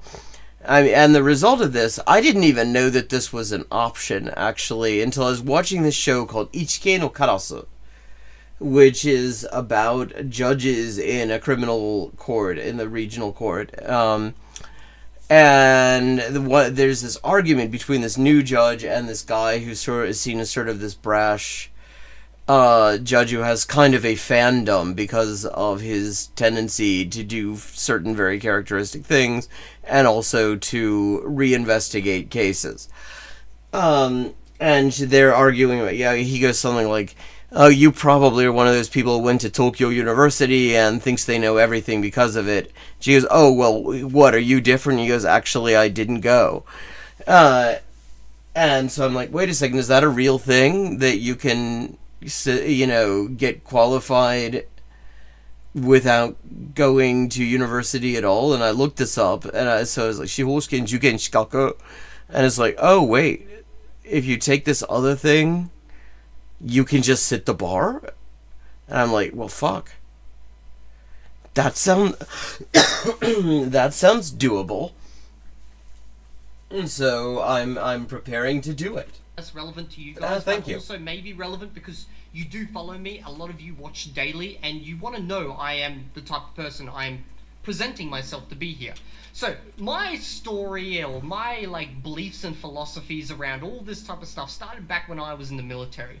And I guess I can point at a few different occurrences, but most of it actually stemmed from, I guess, the military life where it's all okay, this is new information. I didn't know that this. Guess he means the Australian military? Yes, sir. Even when it should be no, sir. But if you say no, sir, then you fucking end up basically in jail. But, it's not even really that. It actually comes from a couple of TV shows. A lot of my philosophies in life have actually come from TV. Yeah, I'm actually not entirely... Considering how we've seen his philosophies applied, I'm not entirely surprised. I'm curious which TV shows it's going to turn out to be. So the first one I would say is Lie to Me. A lot of you might have never heard of this TV show before. Heard of it, never watched it. Anyone in chat watch it? That's probably the most weirdest English structure I just ever used and employed then. But a lot of you have probably never heard of this TV show. But for those of you who have, you probably think this is a weird choice. I mean, if I remember correctly, it's about somebody who's basically a human lie detector kind of thing. Now let me summarize what happens in this movie. Or TV show, I should say. There is a protagonist. He is a specialist in the ability to read facial expressions and determine when someone is lying to him. Oh, okay. Okay, so this sounds like... Oh, fun fact. This sounds like it's about micro-expressions, then. Which is something you actually will sometimes hear, prosecutions rely on in the U.S. And that is in order to claim that a defendant is lying or something like that. And the interesting thing about that is that it is complete pseudoscientific nonsense that has never been validated because the guy who came up with the thing has refused to provide his data so that it could be examined and replicated and peer-reviewed. But, I mean, cases get decided on this shit because it's just really handy to be able to come up with some arbitrary reason to claim that somebody's lying when you don't have evidence of it. Now, I don't care about the protagonist. There's a side character. And this side character deploys something called radical honesty. Now, when I first watched this TV show, I had never heard of this concept before, and it blew my fucking mind.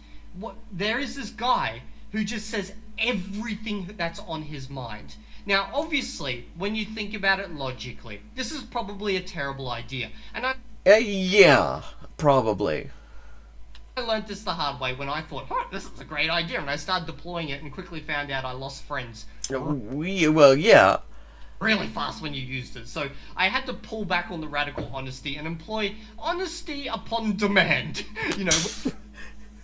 Well, there's an interesting concept. I mean, it's like, and also I think there's kind of a difference between radical honesty if the occasion arises to say something. Yeah, exactly. I mean, it's fucked up. Because the guy, there's a whole thing, Moonicat did a video on all this stuff that was quite good, talking about it. And if I can find it here, I will link it in chat. I'm going to look for it real quick, because it was quite good. She goes in a lot of detail around all the body language expert crap. Here we go. I think this is the one. I'm gonna just link to it. Damn, girl.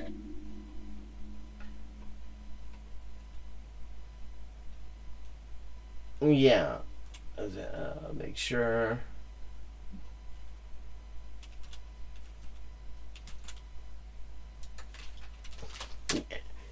So, like, this guy had this idea, and he didn't have any funding for it, and so he came up, that we just wanted to study people's facial expressions and stuff.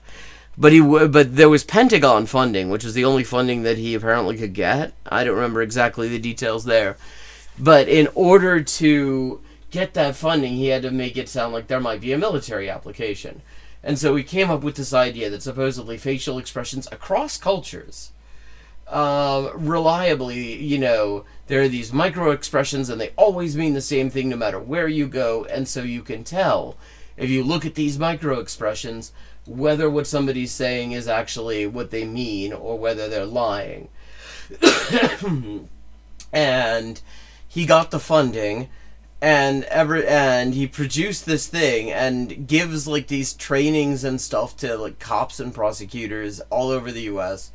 And anytime somebody there have been attempts to replicate it despite the fact that he won't cooperate with peer review, which ought to be enough to actually, there is something called a Dober test in U.S. Rules of evidence on, like, expert testimony and whether it's scientifically validated, and that should be enough to get the shit kicked, but apparently not often. But in any case, so nobody's ever been able to replicate it. But a lot of these cop shows, a lot of these, like, forensic procedural kind of dramas and things will just run with the most bullshit cop pseudoscience around to the result that juries that watch more of this stuff are more likely to convict because they're less likely to be skeptical about like bullshit that prosecutors put in front of them in order to get them to convict. When people actually ask me to tell them something, I'd be like, okay, here it goes. Or, occasionally I'd just be like, look, guys, don't do that. That's a fucking stupid idea. But basically it'd be like, if you want to be a dickhead, you can be a dickhead. You can learn the hard way. But when it comes to my YouTube channel, you guys chose to be here, which means that you chose to come and listen to me rant on about shit, and therefore you're going to get hit with the honesty. Now, the second part... Okay... of my philosophy developed from Star Trek and a character called Spock, which you've probably all heard of. Okay. He deploys logic over emotion, and oh god, I mean, it's like... This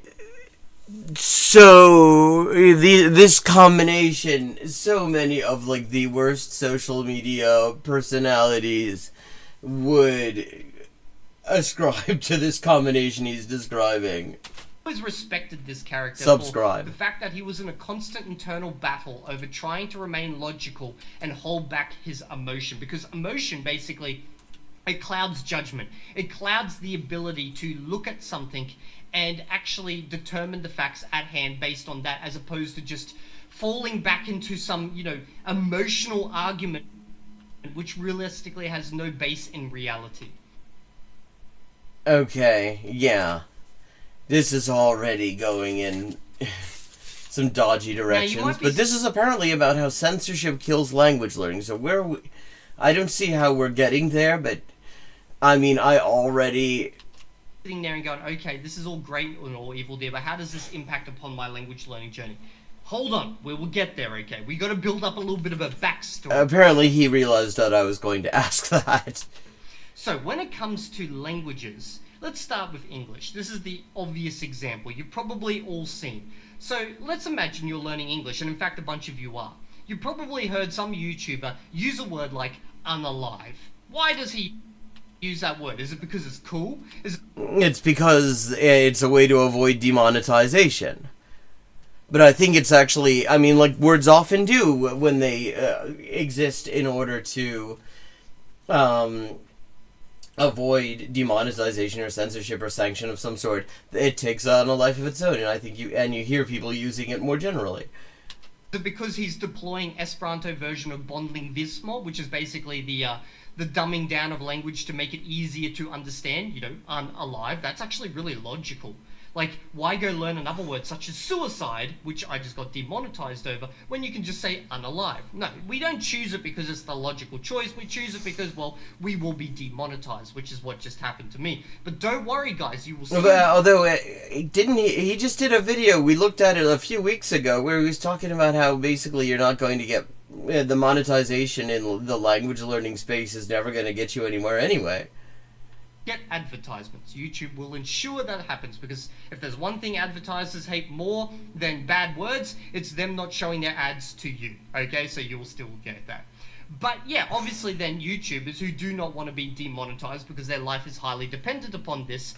And it's worth noting, like, unless you have, 7-figure subscriber count, and view count and stuff, you're almost, the AdWords is such a bad deal. Like, I mean, if you want nobody who is trying to make money off of a YouTube channel, for the most part, who isn't already backed by some major media company or getting massively algorithmically boosted, is doing all that well off of just, like, AdWords and stuff. Because the cut that the creator gets is so tiny. Basically self-censor in words. Now, that's the first level of self-censorship, or the first level of censorship, I should say. Now, the second level of censorship is caused by you guys, the viewers. So what happens with every YouTuber at some point, if they step outside the bounds of, the most safe of topics, learn a language, or present freaking, how to learn a language in a game, or something like that. You know what I'm saying? Like, okay, what is an unsafe topic, though? Do makeup and shit like that, or exercise. As soon as they want to talk about even the most mundane of topics that in some way by some group could be determined to be a bit of a ticklish topic. Okay, okay, where are you going with this? And also, it sounds like, he's saying that what he said is censorship by audience, which sounds more like audiences not wanting to watch it, which isn't the same thing. They self-censor. They first look at their audience and they're like, ooh, okay, this is what the majority... That may actually be a good thing that they... my audience believes, so this is what I should believe, and they basically become audience captured. Now, you might still be thinking, okay, how does this impact upon my language? No, I'm actually sitting here thinking, can we get a concrete example here? Because we're getting into exactly the sort of dodgy territory that I thought we might be. Learning journey. Well, basically, it restricts, one, the language that you're hearing, and then two, the types of language that you get to enjoy. Okay? Like, I don't think it necessarily does, unless you're doing all of your language learning from one particular YouTube channel. Because there's like a whole world of other materials that you can look at. Okay? So you basically then fall into a trap of, okay, this is what I should believe because this is what they're all talking about, okay? Now, in English, it's not so obvious. Let's take this to another language, Mandarin Chinese. Now, as a learner of this language, when I watch a YouTuber, it becomes very difficult for me now to enjoy the language. Because obviously I can watch gaming videos and stuff which are pretty neutral, there's no problems, but if I want to step outside that and I want to see like an actual, a debate between groups or something, it just doesn't exist. Okay. It's so restricted. It's so censored because you have two types of YouTubers that exist. The one who knows that their livelihood or their family relationships, everything is dependent upon towing the line for China, and therefore when you watch them, you don't know if you're actually watching a person or a propagandist. Although I have to say, that's kind of, he uses China as an example, but that's kind of true in general these days, because the thing about the influencer space, Taylor Lorenz has done some very good work on this, some very good articles. It is so completely unregulated in so many ways that there's all sorts of dodgy influence ops going on. Like, there's all sorts of, like, dark money where somebody will buy, all kinds of motherfuckers are getting bought off. And so you get all sorts of, and there's nothing that you don't have, there's no criterion that gets applied to decide whether somebody can legitimately call themselves an independent creator. And so you have people calling themselves independent creators who are getting bankrolled by dodgy dark money organizations and things like that. I mean, I would say, he's using China as an example, and I'm not surprised that it would be an issue. There is definitely internet censorship in China, but that's certainly not the only place you're going to find it. There's all sorts of dodgy propaganda ops going on, and you just don't know. Okay, you don't know if they actually believe that or not, which makes it difficult to connect with the person in question. And now it also works with the secondary camp, the camp that at some point... I mean, though I would say, oftentimes, the way propaganda works is that you boost people who do believe it. It isn't, you don't try to elevate the content of somebody who's saying it because they feel they ought to, even if they don't believe it. You boost the people who do. It's like Chomsky said in this great interview with, I think, Andrew Neil. Neil is saying, he's talking about self-censorship in the media, and Neil is saying, yeah, but I don't self-censor, I believe everything I'm saying. You're saying that I'm self-censoring. And Chomsky says, no. I agree with you, I'm sure you believe every word of it, but the point is, if you didn't, you would not be sitting here right now. Somebody else would, who does. So, I mean, I think a lot of the time you probably are getting some, people who sincerely believe the things they're saying, because those are the people who are going to get elevated. They maybe have been in the first camp, but now they're outside of China, or they're outside the Chinese system of acceptance, and now all they do is rage against China, and then they become audience captured. Or not necessarily even audience captured, but again, there's a lot. I mean, there's a lot of money out there also to make, sort of anti-PRC content. And to come up with just absolutely wild takes on that. I just recently saw a headline, it was unbelievable, where it's China builds massive public transport and infrastructure improvement projects amidst little protest. Which seems to be the new version of, but at what cost? And it's were we expecting people to hate the idea of having functioning infrastructure and public transport? There's a need to inject the idea that it must be bad if China is doing it into even things where obviously it sounds like a good idea that maybe we could probably have a little bit of over here, please, so that it doesn't take a day and a half to get from train by train from Cincinnati to fucking Chicago when it's 5 hours in a car. And their audience expects them to just constantly rage against China. Now, as someone who is learning this language and who's also engaged in the culture and travels there often... Incidentally, Language Mania, if you're still watching, I mean, that is not an exaggeration. In fact, I've had it take longer to get between Chicago and Cincinnati before. It's absolutely wild. The amount of time that Chicago to Cincinnati is about a 5-hour journey by car. It is, and you pay by train, you're paying $200 to get there, and it can take an entire weekend. Meanwhile,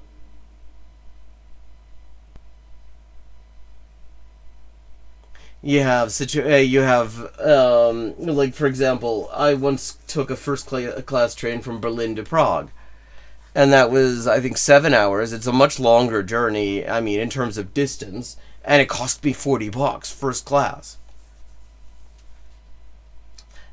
Yeah, I don't think people change their beliefs either. They may change the beliefs they express, but I also think hey Brian, by the way, but I also think what happens more than people changing their beliefs is certain people, people who believe certain things are more likely to get sort of algorithmic support and advertiser support and stuff like that. Though there is this interesting pipeline from interesting, medical related, interesting and valid medical related content creator to just complete woo peddler pipeline that has sometimes happened with a few channels that I know of, like, which is also sort of a weird thing. And the question is, did they always believe this shit, or did they start it, or was it just that was what was getting them the likes, and so they decided to just start only putting that kind of crap out? I don't know. It is so hard for me to enjoy any of this content. The first content being from those who all they do is say, oh my god, China's amazing, they've got this, they've got that, oh my god, look, this is so good, this is so great. Because I've gone over there, I've been over there, I have family there, I've got business. Part of the problem we have with trains in the US is that the trains themselves are publicly owned. But on the other hand, the railways are owned by private freight companies, and so the result is, apart from the fact that there's just no real investment in the trains themselves, so you have these ancient diesel locomotives all over the place, which isn't all bad because the seats are so much more comfortable than newer trains. You get so much more leg room, you get leg rests and stuff in like just coach class that you do not tend to get in more modern trains because they're trying to fit more people in them. But on the other hand, it means the locomotives are slow as hell and they break down a lot. But then because these freight companies own the tracks, they can kind of decide who gets priority a lot of the time, and the result is you end up sitting there unmoving in the middle of nowhere for hours and hours and hours and hours until every single fucking freight train in the area has gotten past. Partners and shit over there. I know what it's like.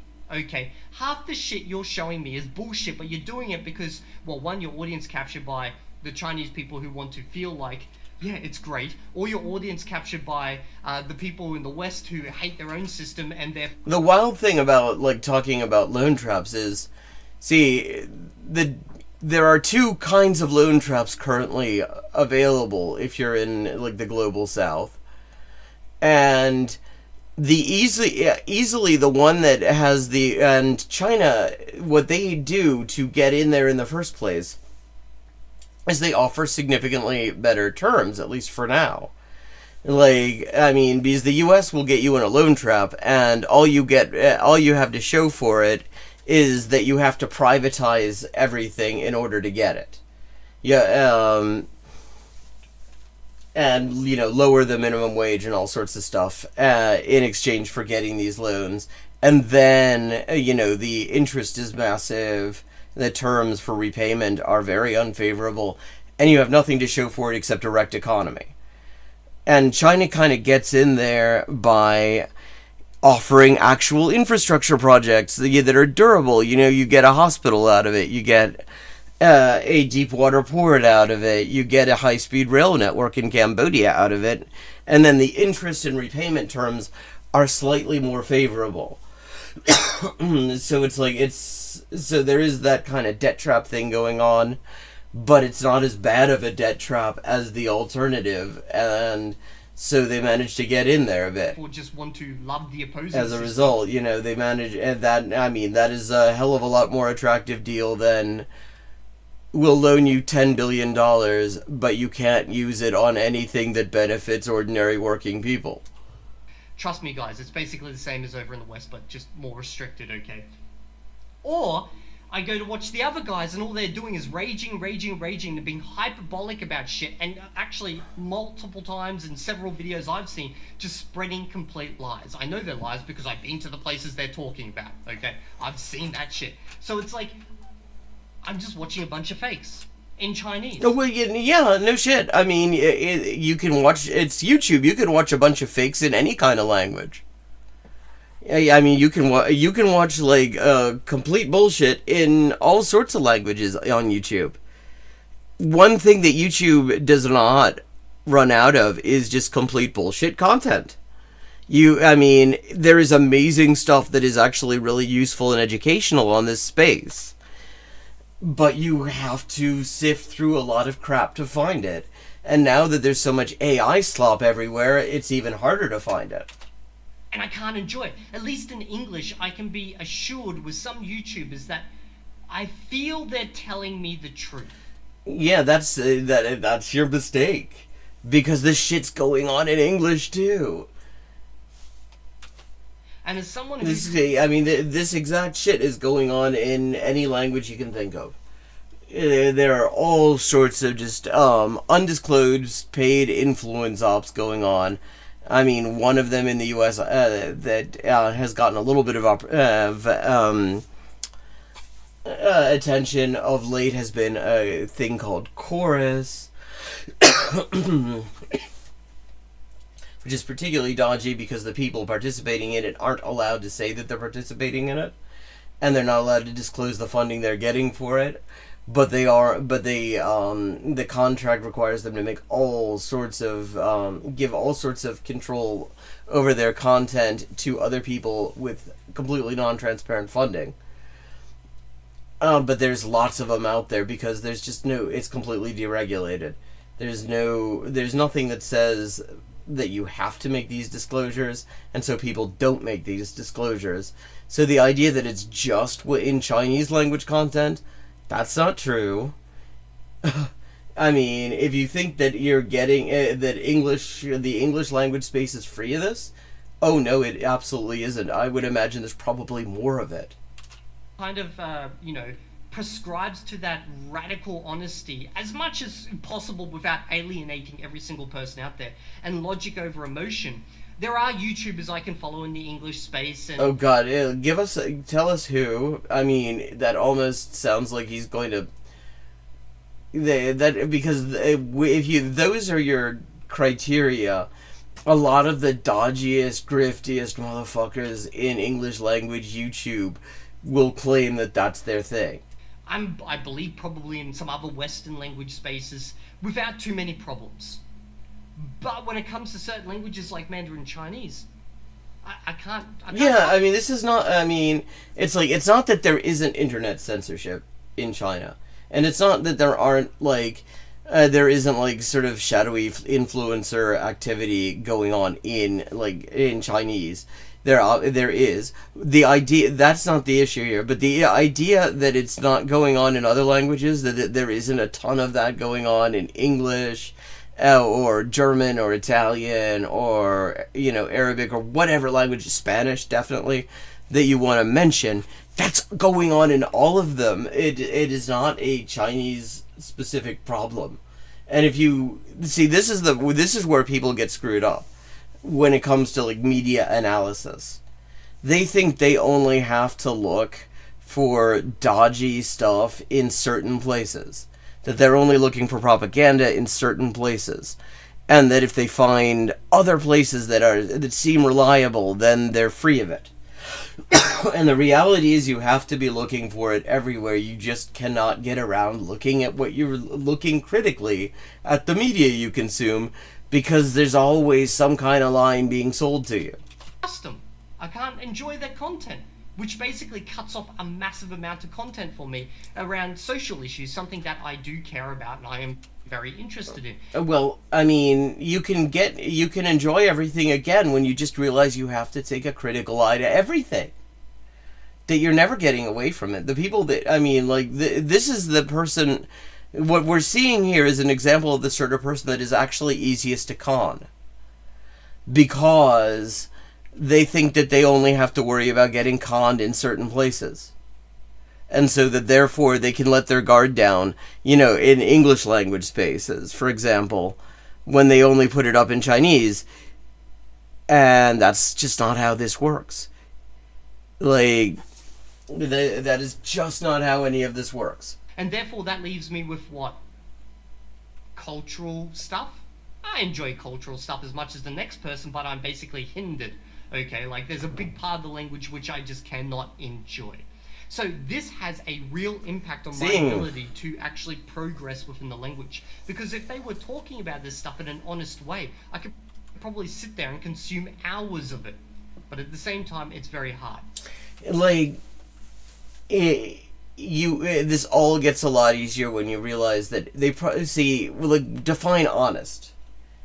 Like, I mean, if we mean honest in the sense that what they're saying is basically what they believe, that they're not outright saying things that they think are not true, chances are, even a lot of the most full of shit people out there believe at least a lot of what they're saying. They probably convince themselves of it, and so they are sincere in the sense that they believe their own bullshit to a certain extent. So if that's your criterion, that you want to watch people who believe what they're saying, first of all, that's just a really low standard, and you need new standards because you're just going to consume a lot of crap. A lot of just complete bullshit when you set that standard. But the other thing is, like, even the people you're writing off as not necessarily being radically honest or whatever, those people also probably believe a good deal of what they're saying. It's just that if they didn't believe what they were saying, they wouldn't have the sort of elevation of their content that they're getting. Now, there is learning channels for Chinese where they do talk about these social issues, okay? But at the same time, some of these learning channels, they've become so jaded over this stuff that they're almost going towards the opposite camp of now they're just ragging on because they're jaded against it, okay? It's so hard to find that middle ground type of content that exists within the Chinese sphere. And I assume this is not just for Chinese. It probably exists for multiple languages. And like the one you're speaking right now. Especially languages with big religious impacts upon them, I'm imagining. Yeah, like English. I mean, again, what you were gonna talk about, like the evangelical sphere, which is huge in Australia, it's worth noting, and there's tons of that kind of propaganda out there. But I mean, that kind of feels like he's probably meaning Arabic, because he seems to be completely unjaded when it comes to English. But also, funnily enough, it happens with English. Oh, okay. Spoke too soon. But it happens way more in English than he seems to be given credit for. Yeah. So I watch, YouTube channels where they touch on anything that could be deemed American politics, cultural war. And it's just like, oh my god, everyone is fucking audience captured to the point where no one's talking honestly. But what makes you think that they don't believe what they're saying? I mean, yes, there are a lot of people who are totally full of shit. And also, I mean, why is it just audience captured?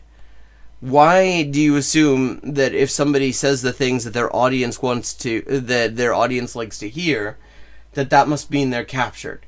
Why? Maybe it happens the other way, where people come to a channel and watch that channel because they like what they're hearing, and so they want to hear more of it. Like, I think that is probably much more common. About anything, okay? You know when someone's talking honestly about something because they will just be smashed by their own audience. Okay? Wait, so the only way you know somebody is being honest about something is if they say something that pisses their own audience off? See, I don't think that's how that works, dog.